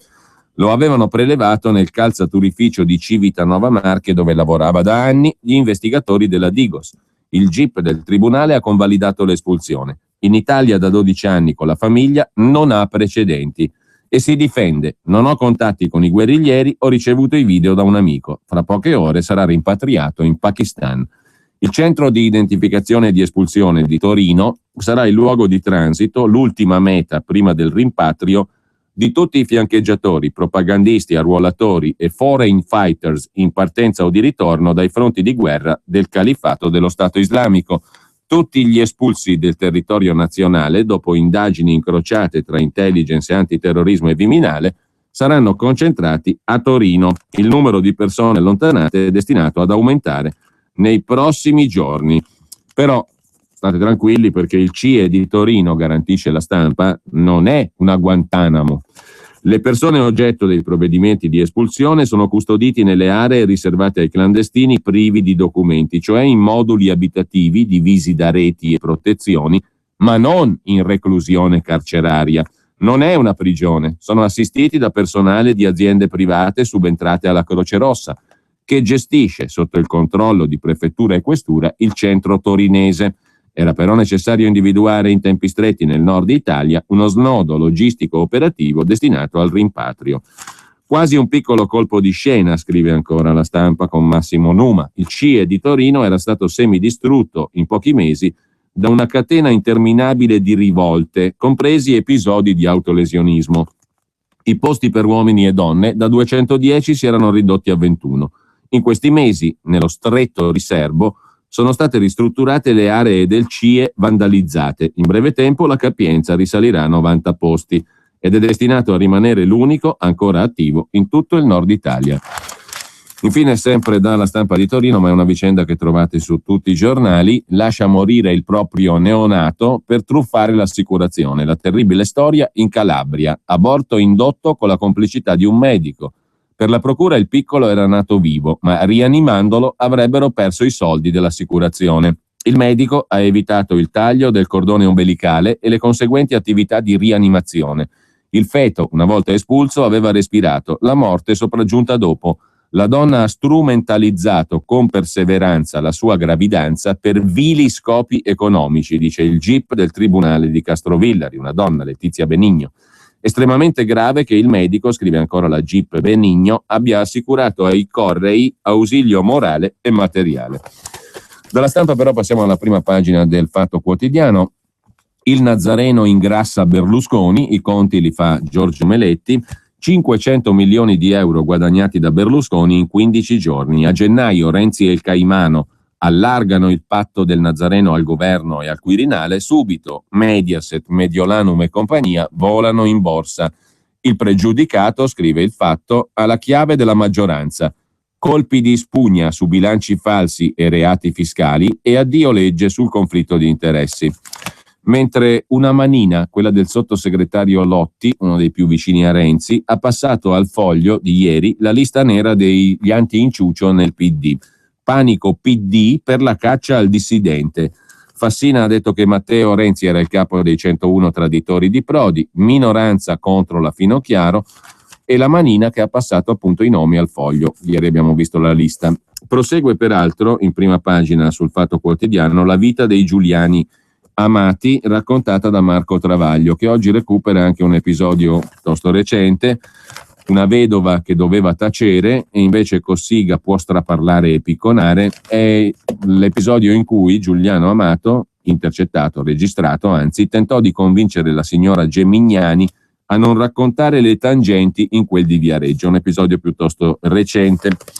Ma poi c'è un altro titolo in prima pagina. Il leader di al-Nusra, il gruppo al-qaedista in Siria, dice: colpiremo l'Europa, ce lo chiede il profeta. Sono personaggi vicini a quelli delle due fanciulle che sono andate là in Siria a portare i kit di assistenza sanitaria a costoro, ai guerriglieri. Colpiremo l'Europa, ce lo chiede il profeta. Il profeta sta per Maometto, naturalmente. Poi uno dice: certo, sì, folcloristico, pittoresco, cazzate. E no, perché quelli le dicono chiare le cose e soprattutto le vogliono fare. Poi uno può essere libero di giudicarle cazzate, cose folcloristiche, eccetera. Non è così. Puntiamo al cuore dell'Europa. Uno dei leader di al-Nusra spiega come è nato e cosa vuole il movimento islamico siriano. Per noi la vostra democrazia non significa nulla. Guardate come è stato deposto Morsi, il presidente della Fratellanza Musulmana in Egitto. È stato un colpo di Stato, basta con le intromissioni. I fumetti di Charlie Hebdo, il profeta si difende da solo, quelle vignette non mi toccano. Chi offende Maometto è semplicemente un povero d'animo. Non avrebbe mai voluto questa guerra, adesso prova però ad allargarla all'Europa. Non avrebbe mai voluto la rivoluzione, ci finì dentro per difendere da un linciaggio poliziotti alawiti e ora dice l'Islam non è un progetto, è un destino. Ora è uno dei pilastri di Al-Qaeda, si chiama MM, racconta Francesca Borri da Kilis in Turchia per il Fatto Quotidiano. Ha 42 anni, è uno dei leader di Al-Nusra. Gli è rimasta l'aria del professore che è stato fino all'altro ieri. Sempre elegante, sempre in giacca e camicia perfettamente abbinate, l'inglese impeccabile, voce bassa e abitudine ai libri. Non solo i libri islamici. Con la rabbia e l'orgoglio, mi dice, Oriana Fallaci ha venduto 1 milione di copie, scrivendo che i musulmani sono come i topi. Aveva libertà di espressione, certo. Ma tu che sei italiana come lei, tu non hai libertà di parola, di indignazione? La guerra in Siria è diventata un'altra guerra, scrive la giornalista del Fatto. Assad rimarrà al potere probabilmente se non altro perché ora, rispetto ai macellai dello Stato islamico, è per molti il male minore, è un alleato. I gruppi armati in Siria sono oltre 2000 ormai e tutti jihadisti. Quella che appare come frammentazione e che certo è causa di scontri è anche una forma di forza, dice l'uomo. MM, 42 anni, uno dei capi di Al-Nusra, il movimento al-qaedista in Siria. Quella che appare come frammentazione è anche forza. Un leader unico potrebbe vendersi, potrebbe accordarsi con gli Stati Uniti o l'Arabia Saudita. Così invece il compromesso, la resa, non è possibile. All'inizio MM era assolutamente contrario alla rivoluzione. Non era come in Egitto o in Tunisia, dice. Non si trattava di attivisti con un progetto politico, ma sfaccendati, disoccupati, piccoli delinquenti. Lui era preside della scuola di un paesino in provincia di Idlib. Li conosceva uno a uno, erano i suoi ragazzi. Tentò di mediare, di frenare. Un giorno assaltarono la stazione della polizia per impadronirsi delle armi.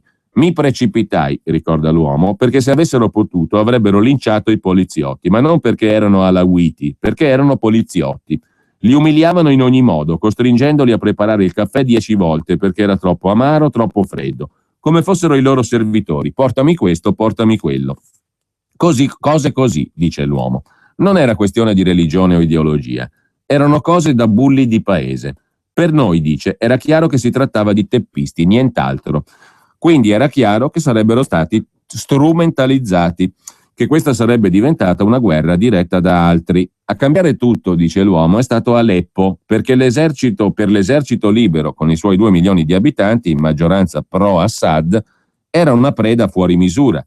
Gli islamisti a quel punto sono diventati protagonisti, erano veterani di 1000 jihad, erano più esperti, più addestrati, hanno occupato i ruoli di comando, hanno sostituito i siriani.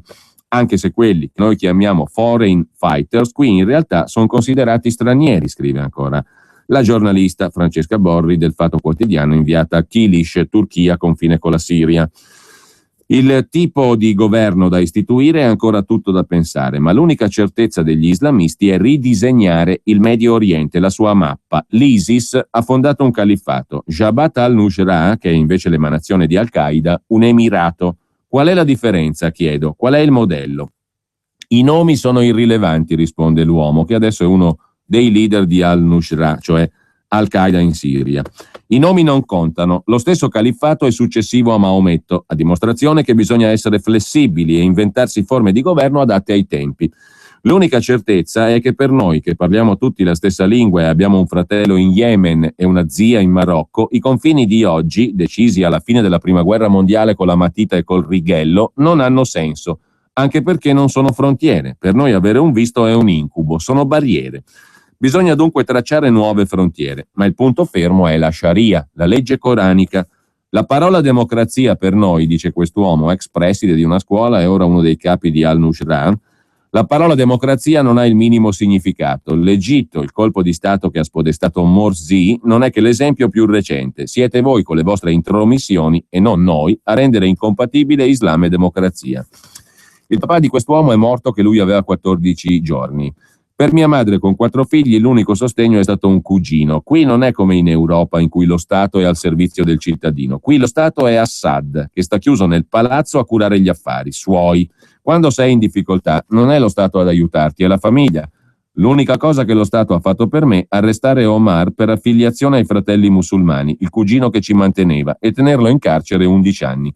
E poi arrestare il maestro che mi ha cresciuto come un figlio in carcere per 30 anni.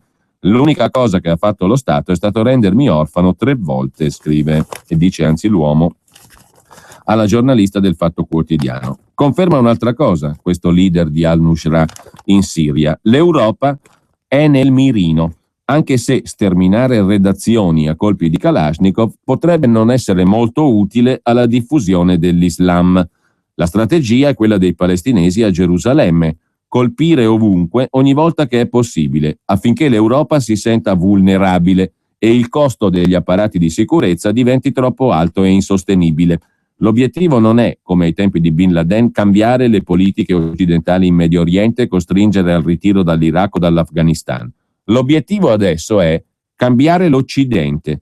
Il signor MM non è mai stato torturato né arrestato, né perseguitato, perché neppure è mai stato un attivista, soltanto un musulmano praticante, e adesso è uno dei capi di Al-Qaeda in Siria. La legge in teoria era uguale per tutti, però poi se eri musulmano e povero ti trovavi sempre escluso. Dopo la laurea fui ammesso al master, fui il migliore, ma avrei dovuto studiare libri che non potevo comprare. La mia carriera universitaria finì lì. Al master andò uno dei miei più cari amici, Alawita, figlio di un ricco ufficiale dell'esercito. Piccole cose, ma capivi che non contavi niente. Sempre poi dal Fatto Quotidiano: Jabhat al-Nusra non sequestra stranieri a condizione che non siano spie. Nel caso di Greta e Vanessa era difficile credere che 2 ventenni senza esperienza, senza organizzazione alle spalle, avessero deciso di venire in Siria a distribuire non aiuti umanitari ma kit di pronto soccorso per i combattenti.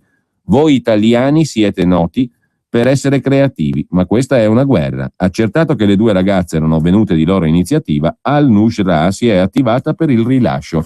Questo lo dice sempre il personaggio MM, 42 anni, uno dei leader di al-Nusra, cioè Al-Qaeda in Siria, intervistato oggi da Francesca Borri sul Fatto Quotidiano, che dedica un altro articolo alla Libia, un Far West, altro che jihad, faide, petrolio e rapimenti, sparito anche un medico siciliano. C'è da segnalare ancora poi sul Fatto di oggi, a pagina 13, l'articolo del professor Alberto Bagnai sulla mossa della Banca Centrale Europea, il famoso bazooka di Draghi. Pare che Mario Draghi stia usando il suo bazooka, scrive il professor Bagnai. Ciò non cambia il parere che sulla cosiddetta svolta di Draghi ho espresso 3 giorni dopo la sua famosa frase whatever it takes, cioè che la Banca Centrale Europea farà qualsiasi cosa. Questa svolta era ed è inutile, scrive Bagnai, perché non tiene conto della natura dei problemi della zona euro ed è quindi dannosa perché ne prolunga l'agonia, rendendo più salato il costo dell'inevitabile dissoluzione. Intanto il fatto stesso che Draghi debba passare dalle parole ai fatti indica che sta perdendo credibilità.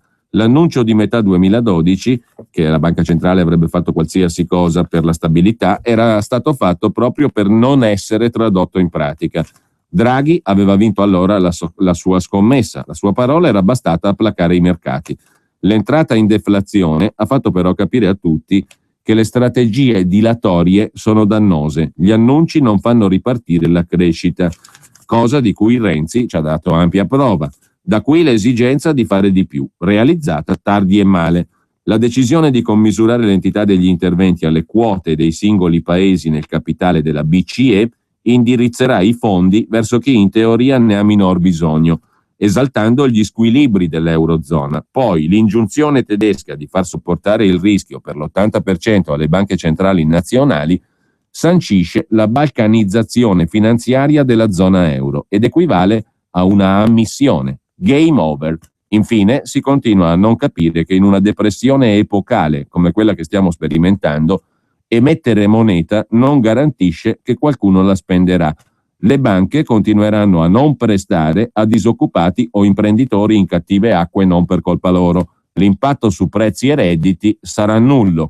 Solo la monetizzazione dei deficit pubblici effettuata a livello nazionale per sostenere investimenti pubblici e redditi nei paesi in crisi potrebbe essere risolutiva. Per realizzarla, conclude il professor Bagnai, occorrerà rimediare a un grosso errore, che è l'euro. Prima è, meglio è. Pagina 7 invece del Fatto.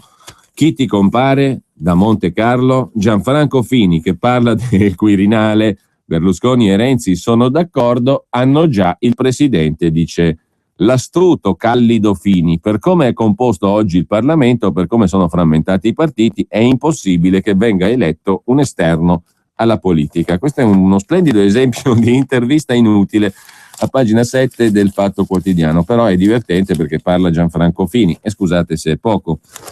Mentre sempre dal Fatto c'è un'ultima notizia, il caso Moggi, Luciano Moggi, l'ex direttore generale della Juventus, era stato condannato a 5 anni e 4 mesi in primo grado, 2 anni e 4 mesi in appello per associazione a delinquere.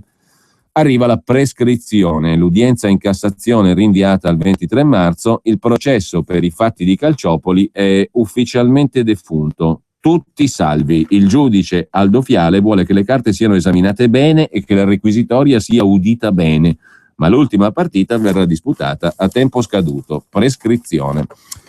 Ma vediamo anche la prima pagina di Libero. Paghiamo Sky ai clandestini. Al centro di raccolta protestano perché non possono vedere la Coppa d'Africa in TV, subito accontentati proprio nel giorno in cui Gentiloni rivela il segreto di Pulcinella, cioè che tra chi facciamo entrare in casa nostra si nascondono anche i tagliagole. Il ministro Gentiloni ha ammesso terroristi sui barconi, poi però ha cambiato subito opinione. Mentre il quotidiano Libero mette in primo piano anche il mistero della chat di Vanessa Marzullo, una delle 2 fanciulle andate a fornire kit sanitari ai terroristi siriani, con il miliziano di Al-Qaeda. Una chat messa in rete mentre era già prigioniera da 3 mesi. La cosa curiosa la racconta Franco Bechis, come vediamo tra poco. Intanto, secondo Libero, Bersani ha già fatto il simbolo, ha già trovato il simbolo di un nuovo partito per la scissione dal PD, che comunque difficilmente ci sarà, depositato un simbolo Italia Bene Comune, nel PD guerra aperta. Ma l'articolo di fondo di Libero è firmato dal direttore Maurizio Belpietro, e ritorna all'argomento d'apertura. Quanti terroristi si possono nascondere fra 180.000 persone arrivate in Italia con Mare Nostrum? Probabilmente molti, scrive Belpietro, soprattutto se le 180.000 persone arrivano da luoghi dove si combatte e la vita non vale granché. Tra i profughi che sbarcano sulle coste italiane non ci sono soltanto donne e bambini, ma anche giovani che in massima parte sono in cerca di futuro, ma potrebbero esserci anche terroristi che il futuro lo vogliono togliere a noi. La nostra non è una gran scoperta, scrive Belpietro, ma una considerazione di buon senso, perché nessuno, né chi li soccorre in mare, né chi ha compito di accogliere la loro domanda d'asilo, nessuno sa esattamente chi siano questi profughi, da dove vengano, se davvero siano in fuga da qualcosa o alla ricerca di altro. Nonostante fosse evidente che le cose stessero così, fino a ieri le autorità negavano ostinatamente che dalla Libia o dalla Siria potesse arrivare qualche emulo dei fratelli Kouachi. Dopo aver respinto i nostri sospetti con indignazione, ieri un ministro, un rappresentante del governo, Paolo Gentiloni, si è presentato al vertice anti-ISIS di Londra e ha candidamente ammesso che dai barconi potrebbero sbarcare non solo richiedenti asilo, ma anche qualche esperto di armi e bombe pronto a immolarsi in nome di Allah. Il numero 1 della Farnesina, pur con parole felpate, ha sostanzialmente detto che i rischi di infiltrazione fra gli immigrati sono notevoli e il livello di attenzione è massimo. Poi ha certamente aggiunto che non bisogna confondere gli extracomunitari con i terroristi, cioè considerare chiunque arrivi come un Kouachi. Ma questo non c'era neppure bisogno di aggiungerlo. Sta di fatto che fra 180.000 persone, tante ne sono giunte in Italia l'anno scorso, qualche melamarcia ci può essere, ed è altrettanto un fatto che nonostante il ministro degli esteri dichiari la massima allerta, controllare gli immigrati una volta che li hai in casa è impossibile. Primo, perché molti di loro, una volta giunti, fanno perdere le tracce, e secondo, perché nessuno è davvero in grado di ricostruirne l'identità e le intenzioni. E non deve rassicurare il fatto che negli ultimi giorni, dopo quanto accaduto in Francia, le nostre forze di polizia abbiano spedito a casa qualche decina di esagitati che esaltavano la guerra santa e abbiano fermato un paio di tizi intenzionati a imbarcarsi su voli con destinazione Londra. Gli arrestati pare che avessero passaporti falsi, ma non è questo il punto. Visto che erano stranieri e non italiani, come hanno fatto ad entrare? Evidentemente i controlli nei confronti di chi arriva non sono gli stessi di quando uno se ne va e per di più in aereo. Forse c'è qualche falla nella nostra sicurezza? Probabilmente sì, scrive Belpietro, e anche se si sta cercando di recuperare, la cosa non ci tranquillizza, perché significa che nonostante gli allarmi si è a lungo sottovalutato il problema. Invece di affrontare il tema dei combattenti di ritorno dalla Siria, dei miliziani pronti a instaurare un califfato alle nostre porte dopo l'uccisione di Gheddafi, noi ci siamo prodigati nell'assistenza come crocerossine, dimenticando che oltre ai soccorsi avremmo dovuto rafforzare i controlli. Risultato: decine di migliaia di stranieri arrivati in Italia dei quali non sappiamo nulla, tanto che recentemente il governo ha ammesso di aver perso le tracce di oltre 3.700 minori. Forse dopo gli omicidi a Parigi qualcosa va ripensato e le frontiere vanno rafforzate. A proposito di accoglienza, conclude il direttore di Libero, questo giornale ha spesso criticato il governo e le amministrazioni che offrono case gratis e bollette pagate ai nomadi, mentre ci sono italiani costretti a far la fila alla Caritas. Però la maggior parte dei nomadi ha carta d'identità italiana. Ma quelli che vengono accolti e assistiti, come e a volte meglio dei nomadi, un documento rilasciato dall'anagrafe di un nostro comune non ce l'hanno, eppure li riceviamo a braccia spalancate e soddisfiamo le loro richieste. È avvenuto a Treviso, campo profughi, un gruppetto di stranieri ospitato a spese dello Stato, nostre, l'altro ieri ha protestato perché il centro di accoglienza non aveva il decoder Sky per vedere le partite della Coppa d'Africa. Dopo le contestazioni, il centro ha acquistato una parabola, stipulando un contratto con Sky, così da garantire ai profughi il comfort televisivo. E poi c'è chi si stupisce se qualcuno si incazza, scrive Belpietro. L'argomento che ha sollevato Gentiloni e l'argomento degli arrivi degli immigrati è anche il titolo di copertina dell'Espresso, come vediamo tra pochissimo. Non c'era una volta una Golf alimentata a metano, ma adesso ce ne sono due. C'è la nuova Golf TGI che con soli 3,50 € ti fa fare più di 100 km. E c'è anche la nuova Golf Variant TGI, la prima Golf Station Wagon a metano. E con progetto valore Volkswagen tu è da 169 € al mese, TAN 3,99, TAIG 5,65, anticipo 6.250 €. E dopo 3 anni puoi rifinanziarla o restituirla. Info su Volkswagen.it. Scopri le Ali Eco Days di sabato 24 e domenica 25. A scuola di business. Oggi musica. Come accordare tecnologia, efficienza e convenienza con un'occasione imperdibile. Fino al 31 marzo con i furgoni Transporter e Caddy il pacchetto Tech & Sound è in omaggio. E da oggi gli strumenti giusti per il tuo lavoro sono ancora più accessibili. Per te finanziamento a TAN 0 e TAIG 2,39 e polizza furto e incendio per 1 anno gratuita. Questa sì che è musica. Volkswagen Veicoli Commerciali, la prima regola per lavorare bene. Ecco l'ultimo modello, bello, eh? E le app, come le scarico? Qui c'è Spotify. E Glimpse, ce l'ha Glimpse? Certo, anche l'attivazione vocale. Oh, finalmente, è proprio quello che volevo. La vuole coi cerchi in lega o senza? Usa la tua Fiesta come uno smartphone e sei sempre connesso alle tue app. Con Sync with Uplink puoi usare le tue app mentre guidi. Ford Fiesta 5 poste al prezzo della 3 porte a 9.950 €. E in più anticipo 0, TAN 3,95, TAG 5,99. A gennaio sempre aperti, anche la domenica. Per la tua pubblicità su Radio Padania Libera, chiama il numero 02 66 23 44 22.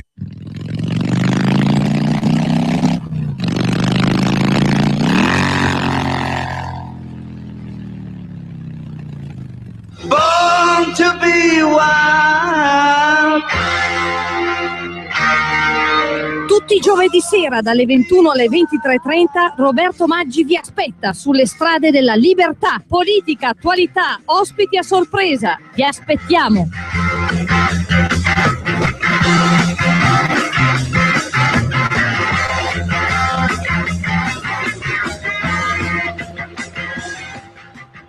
Maurizio Belpietro, il direttore di Libero, scrive nel suo articolo di 3.700 minori che sono arrivati in Italia con i Mare Nostrum vari, ma non si sa dove siano finiti. L'Espresso documenta in prima pagina con l'inchiesta di Fabrizio Gatti che sono ben 100.000 gli spariti nel nulla.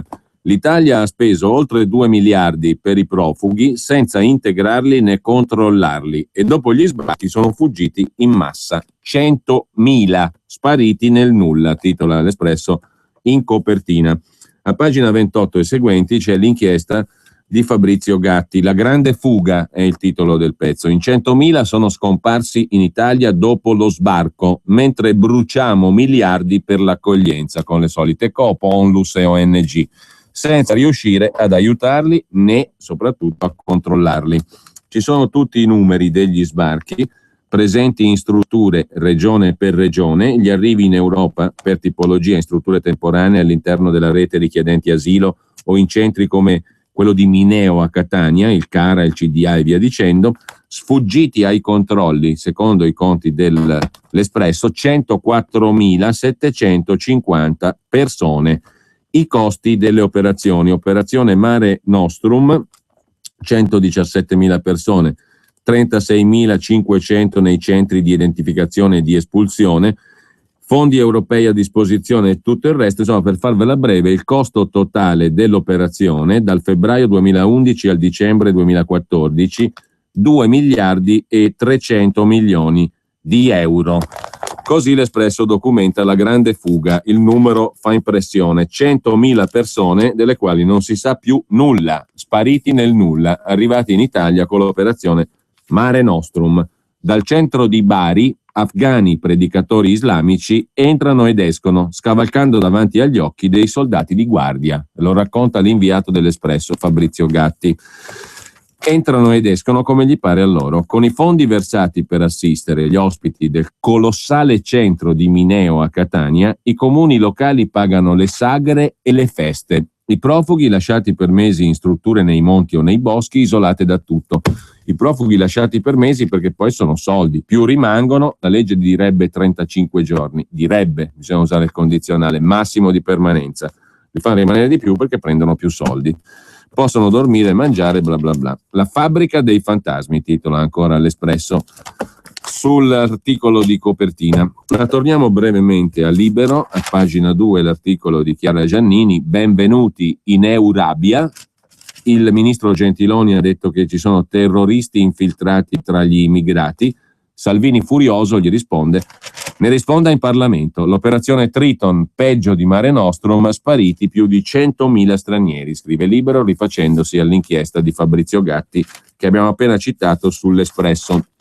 A pagina 4 invece c'è una bella intervista tutta da leggere, l'intervista di Francesco Borgonovo ad Aya Omzi, 28 anni, nata in Italia da genitori siriani. Conosce l'ambiente dei siriani residenti nel bolognese, che sono poi le persone citate dal ROS dei Carabinieri che erano in contatto con Greta Ramelli e Vanessa Marzullo. È giusto aiutare i profughi a evitare i controlli in Italia, dice la blogger bolognese Aya Omzi, amica della cooperante Vanessa Marzullo.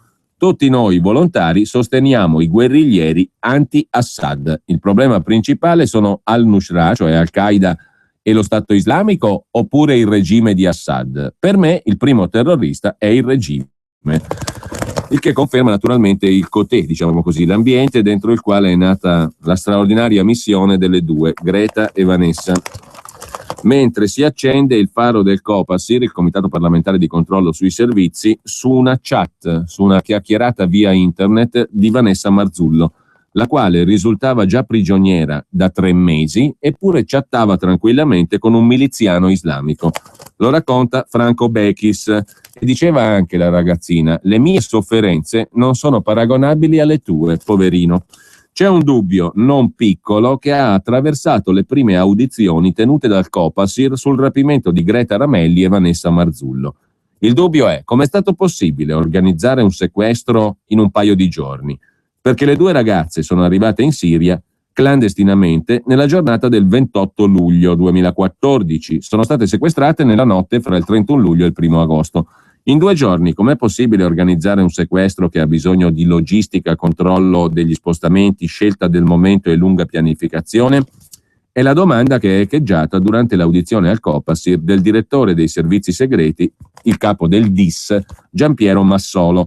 La risposta è segretata negli atti del comitato di controllo, ma chi l'ha fatta non si è tirato indietro. Paolo Vitelli, deputato di Scelta Civica, che spiega a Libero: il percorso in cui nasce questa faccenda è davvero ambiguo, da approfondire.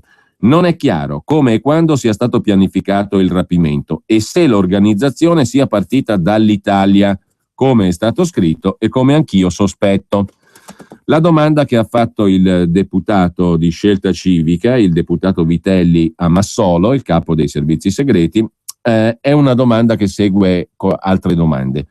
Perché Greta e Vanessa sono entrate in Siria illegalmente e il loro accompagnatore no? Perché tempi così brevi tra l'ingresso e il rapimento? Quasi a sottintendere che non si sia trattato di un rapimento ad opera di un'organizzazione criminale, ma di un'operazione pianificata prima a tavolino. Perché così tante illazioni su un presunto coinvolgimento di soggetti italiani? A Massolo ho posto anche 2 domande, dice ancora il deputato Vitelli. A quanto risale l'organizzazione del sequestro e a dove risale? Per questo sia il Copasir che la Procura di Roma stanno scandagliando la rete di rapporti che le 2 ragazze avevano prima del loro viaggio con i siriani in Italia e con quelli che loro consideravano amici che abitano in gran parte ad Homs, cioè si sta cercando di capire con chi erano in contatto prima di partire per la Siria. Fra gli amici ha attirato l'attenzione uno con cui avevano rapporti sui social network. La sua identità non è chiara. Su Facebook si registra con nome di fantasia, Maximiliano Maximo.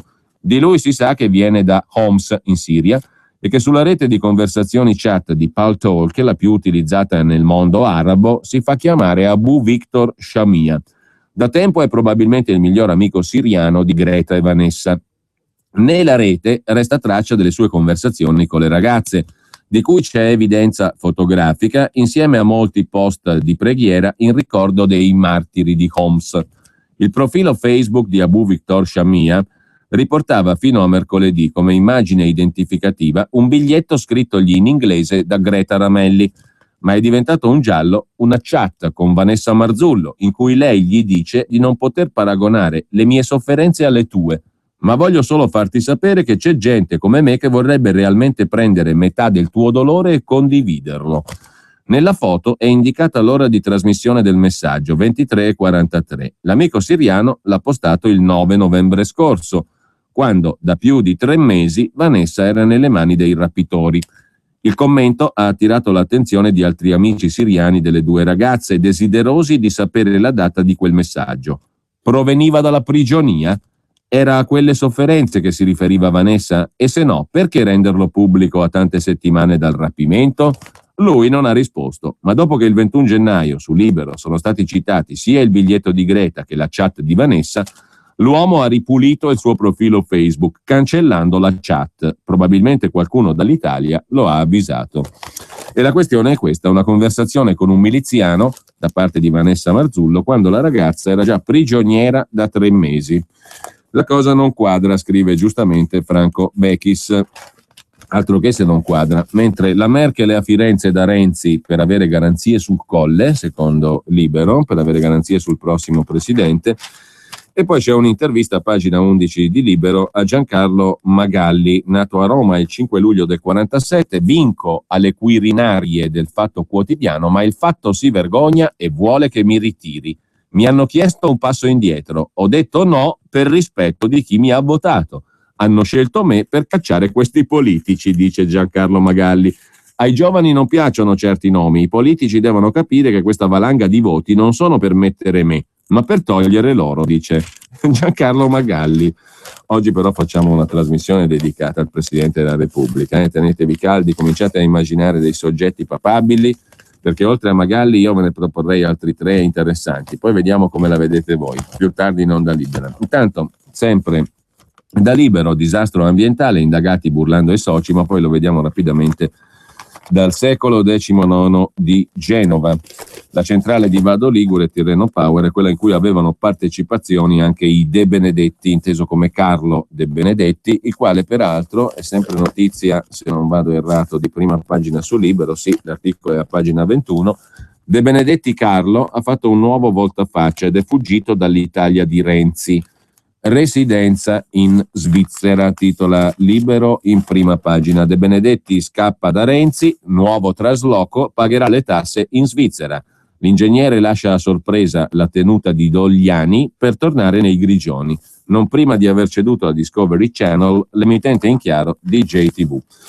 Ma andiamo alla prima pagina del giornale, dove c'è un articolo di Vittorio Feltri, l'editoriale dedicato a celebrare l'alleanza fra Renzi e Berlusconi, perché in alternativa al Nazareno c'è soltanto un patto Stalin, c'è addirittura il pericolo del comunismo.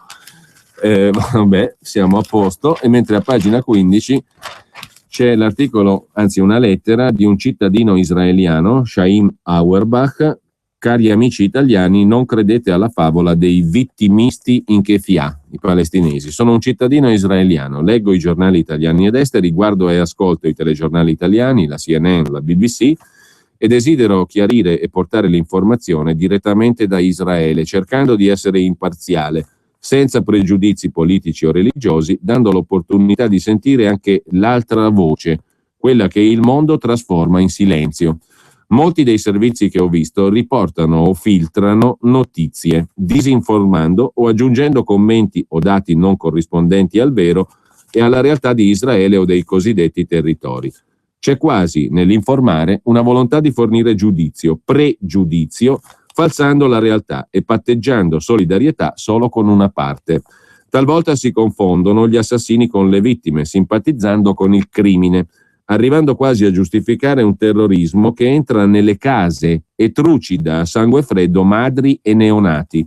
Le famiglie israeliane hanno un'ombra che le accompagna ovunque, la morte.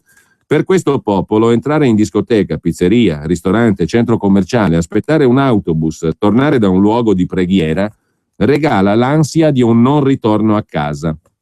La solidarietà unilaterale di uno pseudo-pacifismo offre un alibi a questi crimini mascherati da lotta nazionalistica. Nessun movimento pacifista o politico ha visitato le oltre 2000 famiglie delle vittime israeliane dei terroristi. Questa cecità, scrive il signor Chaim Auerbach, oggi su Il Giornale, pagina 15, questa cecità fa rivoltare la coscienza. Invito i pacifisti a prendere un autobus a Gerusalemme e ad attendere che i loro protetti gli regalino un'esperienza. Quella che viene definita lotta spontanea è fatta non solo di pietre, ma di mitragliatrici, bombe, razzi anticarro, mortai, cinture esplosive imbottite di oggetti contundenti, il tutto proibito dagli accordi di Oslo, ma anche questo è coperto da silenzio. Questo che il mondo occidentale chiama intifada è guerra, è terrorismo. Le capitali europee continuano a inviare denaro che invece di giungere ai cittadini palestinesi arriva alle autorità che gestiscono il territorio. Niente si muove senza il placet di Abu Mazen e di Hamas. Sono loro l'autorità, i responsabili. La loro non è presidenza, ma dittatura.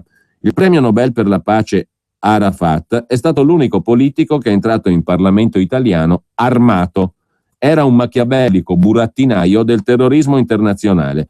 Era sotto mandato di cattura in Italia per aver fornito armi alle Brigate Rosse. Era colui che ha autorizzato la strage di Fiumicino, l'uccisione di Leon Klinghoffer, il paralitico ebreo americano ucciso e gettato in mare dall'Achille Lauro, l'uccisione nell'attentato alla sinagoga di Roma del bambino Stefano Taché. I leader palestinesi, prosegue il cittadino israeliano che scrive questa lettera a Il Giornale, pagina 15, parlano di pace in inglese, ma incitano al martirio e alla marcia su Gerusalemme in arabo. Questi terroristi plagiano i propri giovani, mentre loro, combattenti per la libertà, rendono il proprio popolo alla miseria e alla fame, alla paura e garantiscono il proprio conto sempre più cospicuo nelle banche di tutto il mondo. Anche Abu Mazen e il suo direttivo hanno un patrimonio fatto di donazioni da paesi europei, di ricatti al mondo arabo, ma mentre il suo popolo vive in miseria, lui e i suoi complici vivono nel lusso e nella corruzione. Il popolo senza lavoro, se vogliono lavorare, entrano a migliaia al mattino in Israele. Nasce in me una rabbia causata dall'impotenza, dall'indifferenza da parte di quegli stati che con sorda complicità hanno permesso al terrorismo islamico di seminare morte e sangue ovunque nel mondo. Quel mondo che ci costringe a uccidere per difenderci, per salvarci da un nemico che vuole la nostra distruzione. Il muro del silenzio, della passività, dell'indifferenza, dell'ostilità è figlio e frutto di un antisemitismo sommerso ma vivo e continuo. Lo sfruttamento di bambini come terroristi inconsci, suicidi, offrendo loro spiccioli e garantendo il giardino dell'Eden più 70 vergini, mostra la loro barbarie come un unicum nella storia dell'umanità. Quelle forze democratiche che paventano di essere i garanti della giustizia sociale e morale offrono la loro cecità di fronte al problema di Israele, che diventa il capro espiatorio dei mali del mondo.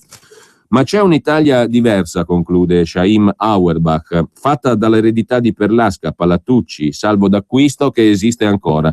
Quel valore morale che vive nell'animo del popolo italiano deve cominciare a vedere la realtà, se necessario giudicare con serena obiettività. Shalom Alechem. Conclude il signor Chaim Auerbach, pagina 15 de Il Giornale di oggi. Mentre a pagina 17 c'è una notizia che ci riporta le cose all'italiana. Ve lo ricordate Renato Mannheimer, sociologo, saggista, da servire il popolo a Bruno Vespa? Mannheimer vuole patteggiare e restituisce al fisco 6 milioni di euro. L'accusa è quella di frode. Per il sondaggista, che si dice pentito e dispiaciuto, si va verso quasi 2 anni di reclusione. Dal giornale però passiamo alla prima pagina di Libero, dove si segnala l'Andreas Version, la rubrica di Andrea Marcenaro a fondo pagina. Ma che noia, che 2 palle, fumo e vengo sgridato, ozio e mi guardano male, bevo un Negroni, peggio mi sento, leggo una cosa e perché non leggi quell'altra, vengo ripreso, difendo Berlusconi e faccio male, apprezzo Renzi e non sto a dirvi, se Obama non è il massimo e lo sussurri, si girano di là. Ho la mia bella età, l'artrite, non vedo bene l'Europa, ma questa è colpa mia, non sono Charlie ed è sempre colpa mia, non scesi in piazza infatti la sera della strage, quantunque accompagnato, e viva l'Europa, dal 99,99999% degli italiani, dei tedeschi e mi risulta perfino degli inglesi, ma mi prendo dello stronzo da chi nemmeno lui. Non ho troppe energie, non so che fare, come passare il tempo e devo muovermi. Per non subire rampogne da nessuno, fare 2 passi e quel poco di moto che mi serve, vuol dire che andrò a tirare un paio di Molotov alla sinagoga. Scrive Marcenaro in prima pagina sul Foglio di Giuliano Ferrara e di Claudio Cerasa. Lasciamo il Foglio e andiamo al primo piano invece di Italia Oggi, dove c'è il commento, pagina 2, di Sergio Luciano su Renzi che avrà avviato 1000 riforme, tranne una, quella della magistratura. Le toghe spesso entrano in politica a gamba tesa, non è cambiato nulla, scrive Sergio Luciano. Mentre a pagina 9 c'è il cameo di Riccardo Ruggeri dedicato alle performance dei politici in TV, a partire da lì perlomeno. Il telecomando, scrive Ruggeri, è uno strumento fantastico se lo sai usare e se sei fortunato. In un paio d'ore puoi raccogliere a basso costo una quantità di informazioni che libri, giornali, perfino internet non potranno mai darti. Il valore aggiunto della TV è impagabile, perché tutti vogliono, come si dice, metterci la faccia, quindi puoi studiare in poltrona i vari tipi di linguaggio vocale del viso e del corpo del personaggio che ti interessa.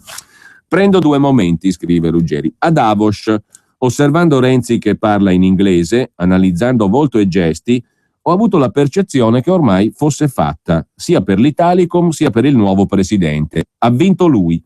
Bisogna riconoscere che Renzi è l'unico politico che riesce a farsi capire da tutti, sia quando parla italiano che inglese. A parte qualche vocabolo strano, ascoltandolo ti pare di sapere pure tu l'inglese, anche se mai lo hai studiato. Spero che la minoranza del PD, così come quella di Forza Italia, prendano atto che hanno perso. Da tempo scrivo che il patto del Nazareno è uno scambio di mandrie. La transazione, in realtà, è avvenuta al foro boario di Carrù. E Denis Verdini non era forse un commerciante di bovini? Lo scambio è banale. Renzi compie alcuni atti e Berlusconi gli cede quel che resta della sua mandria, specie i capi marchiati. Nessuno di noi si stupisce se alcuni dataset, oggetti a tutti gli effetti paragonabili ad asset industriali, vengano comprati e venduti. Cosa c'è di strano se un leader politico, la cui quota di mercato sta scendendo dal 40,8 al 34,8%, compri un 10-12% di share da un partner che ha deciso di uscire dalla politica? Se lo trasponiamo nel mondo del business, il caso del patto del Nazareno è identico all'Italia. Eliat formalmente possiede il 49%, però tutti sanno che il 51% fa gli interessi del 49%. Così Berlusconi, Etihad, la compagnia degli Emirati Arabi. Così Berlusconi è il leader di Forza Italia, ma Forza Italia opera ormai alla luce del sole nell'interesse esclusivo del PD di Renzi. Poi la stampa di regime ci costruisce intorno narrazioni suggestive e il gioco è fatto. Lasciato Davos, mi sono precipitato al Senato della Repubblica. Qui si approva canale 525, qui si approva l'Italicum. In realtà si sta consumando la fine del PD come l'avevano concepito i 45 fondatori. Renzi ha delegato questo processo a due curiosi senatori. Una signora a modo, Valeria Fedeli, tutta una vita dedicata alla CGIL, 2 anni fa eletta e subito nominata vicepresidente vicario, che per 15 giorni svolgerà la funzione di presidente in assenza di Pietro Grasso, barricatosi a Palazzo Giustiniani. Parentesi, farà stretching politico-istituzionale sognando di passare le sue prossime 2555 giornate osservando Roma dalla torre dell'orologio? La vicaria non fa rimpiangere il titolare, neanche lei conosce il mestiere, però mantiene il ritmo imposto dal governo. L'altro personaggio curioso è Stefano Esposito, torinese. Non lo conoscevo se non per le sue dichiarazioni filo TAV. Mi aveva colpito che pur avendo preso il diploma di maestro elementare avesse preferito fare il consigliere provinciale e poi il deputato. Ora è un senatore renziano di stretta osservanza, dopo essere stato beltroniano poi bersaniano, sempre di stretta osservanza. Ha un curioso linguaggio che un vecchio signore del Novecento come me rifiuta di trascrivere, causa l'imbarazzante intercalare da sedicenne maleducato. Dovrei riempire le frasi di cazzo, mettendo a pie pagina una leggenda che precisi come il C1 abbia carattere pseudo-omofobico, il C2 pseudo-maschilista. Mentre il PD, come l'abbiamo finora conosciuto, si sta frantumando, Stefano Esposito gli dà il colpo finale, definendo i suoi colleghi della minoranza degli autentici parassiti. In conclusione, cosa ho capito? L'Italicum è una legge truffa, come del resto lo era il Porcellum. Ha però una caratteristica unica. La sera delle elezioni avremo conferma che i nominati dal leader come capilista, i famigli, sono stati da noi eletti pur non avendo noi mai espresso preferenza e per 5 anni saranno in Parlamento a votare come chiede il leader, non come avremmo voluto noi. Una curiosità, Napolitano dice che non voterà la legge Italicum dopo essere riuscito, dimettendosi, a non firmarla, pur sollecitandola, forse non condividendola, di certo auspicandola. Prosit, conclude Ruggeri. A pagina 10 invece di Italia Oggi c'è l'articolo di Tino Oldani sull'addio allo shale gas, il gas da scisti. Negli Stati Uniti, dove era un business strategico, ora è una bolla pronta a scoppiare e in Italia va peggio.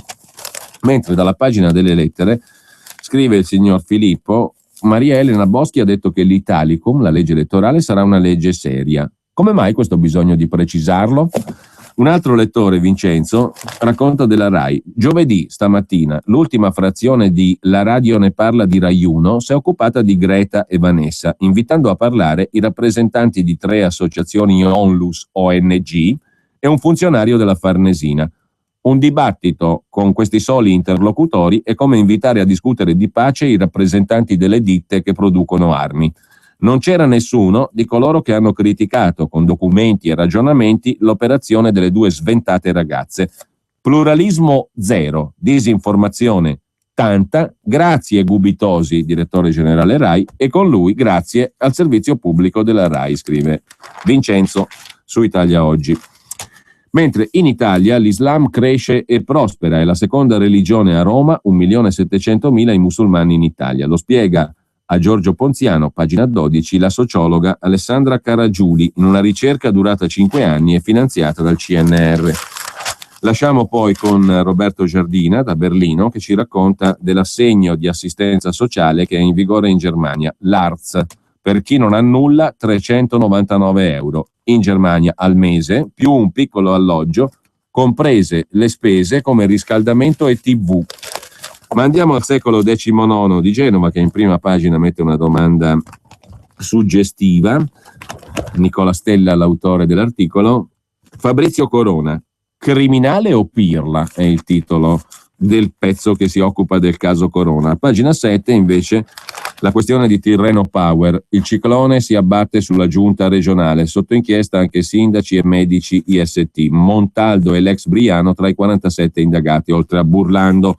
Tutto ruota su un permesso che imbarazza anche il governo. Il sottosegretario Del Rio prende tempo sull'autorizzazione ambientale per la centrale. E poi c'è una notizia che riguarda invece il Consiglio regionale Ligure, viaggi e ostriche negli scontrini della Lega Nord, contestati a Rixi, Torterolo e Bruzzone, gite in giorni festivi e un cenone di Capodanno. Il nuovo filone dell'inchiesta spese pazze in regione, ipotizzati i reati di peculato in un caso di falso. Sonia Viale per il Carroccio dice andiamo avanti come prima. Edoardo ha rispettato le norme. Il Carroccio e Forza Italia difendono l'onestà del vice segretario federale di Salvini, cioè appunto di Edoardo Rixi. Vi segnalo poi sul quotidiano dei Vescovi Avvenire a pagina 10 un paio di articoli sullo Stato e il gioco d'azzardo. Lo Stato è libero di limitare l'azzardo, ha detto la Corte di Giustizia europea, nuove gare, concessioni più brevi, eccetera. Intanto nelle slot si buttano 84 miliardi di euro all'anno, è il giro d'affari delle sale slot machine. Nel 2014 zero risparmi sulle macchinette, l'erario incassa meno. C'è qualche novità? No. I 98 miliardi te li saluto, dovevamo incassarli, sono rimasti là. Vi segnalo poi rapidissimamente soltanto una questione che riguarda i sindaci dei comuni. Spunta il salvacondotto nella riforma della pubblica amministrazione concepita da Marianna Madia e dal governo. L'autonomia dei dirigenti pubblici, dei comuni in questo caso, metterà sindaci e assessori al riparo dal danno erariale, perché se il dirigente non paga, paga il sindaco, paga l'assessore? No, nemmeno loro. Un emendamento alla legge delega in discussione al Senato allarga il raggio d'azione della cosiddetta esimente politica. Esimente politica significa che sei esente dalle responsabilità. Lo è il dirigente, lo è il sindaco, lo è l'assessore, insomma chi diventa responsabile? Nessuno. Questo è un insegnamento valido per tante cose in Italia. Intanto buona mattina, splendida, profumata, meravigliosa, energica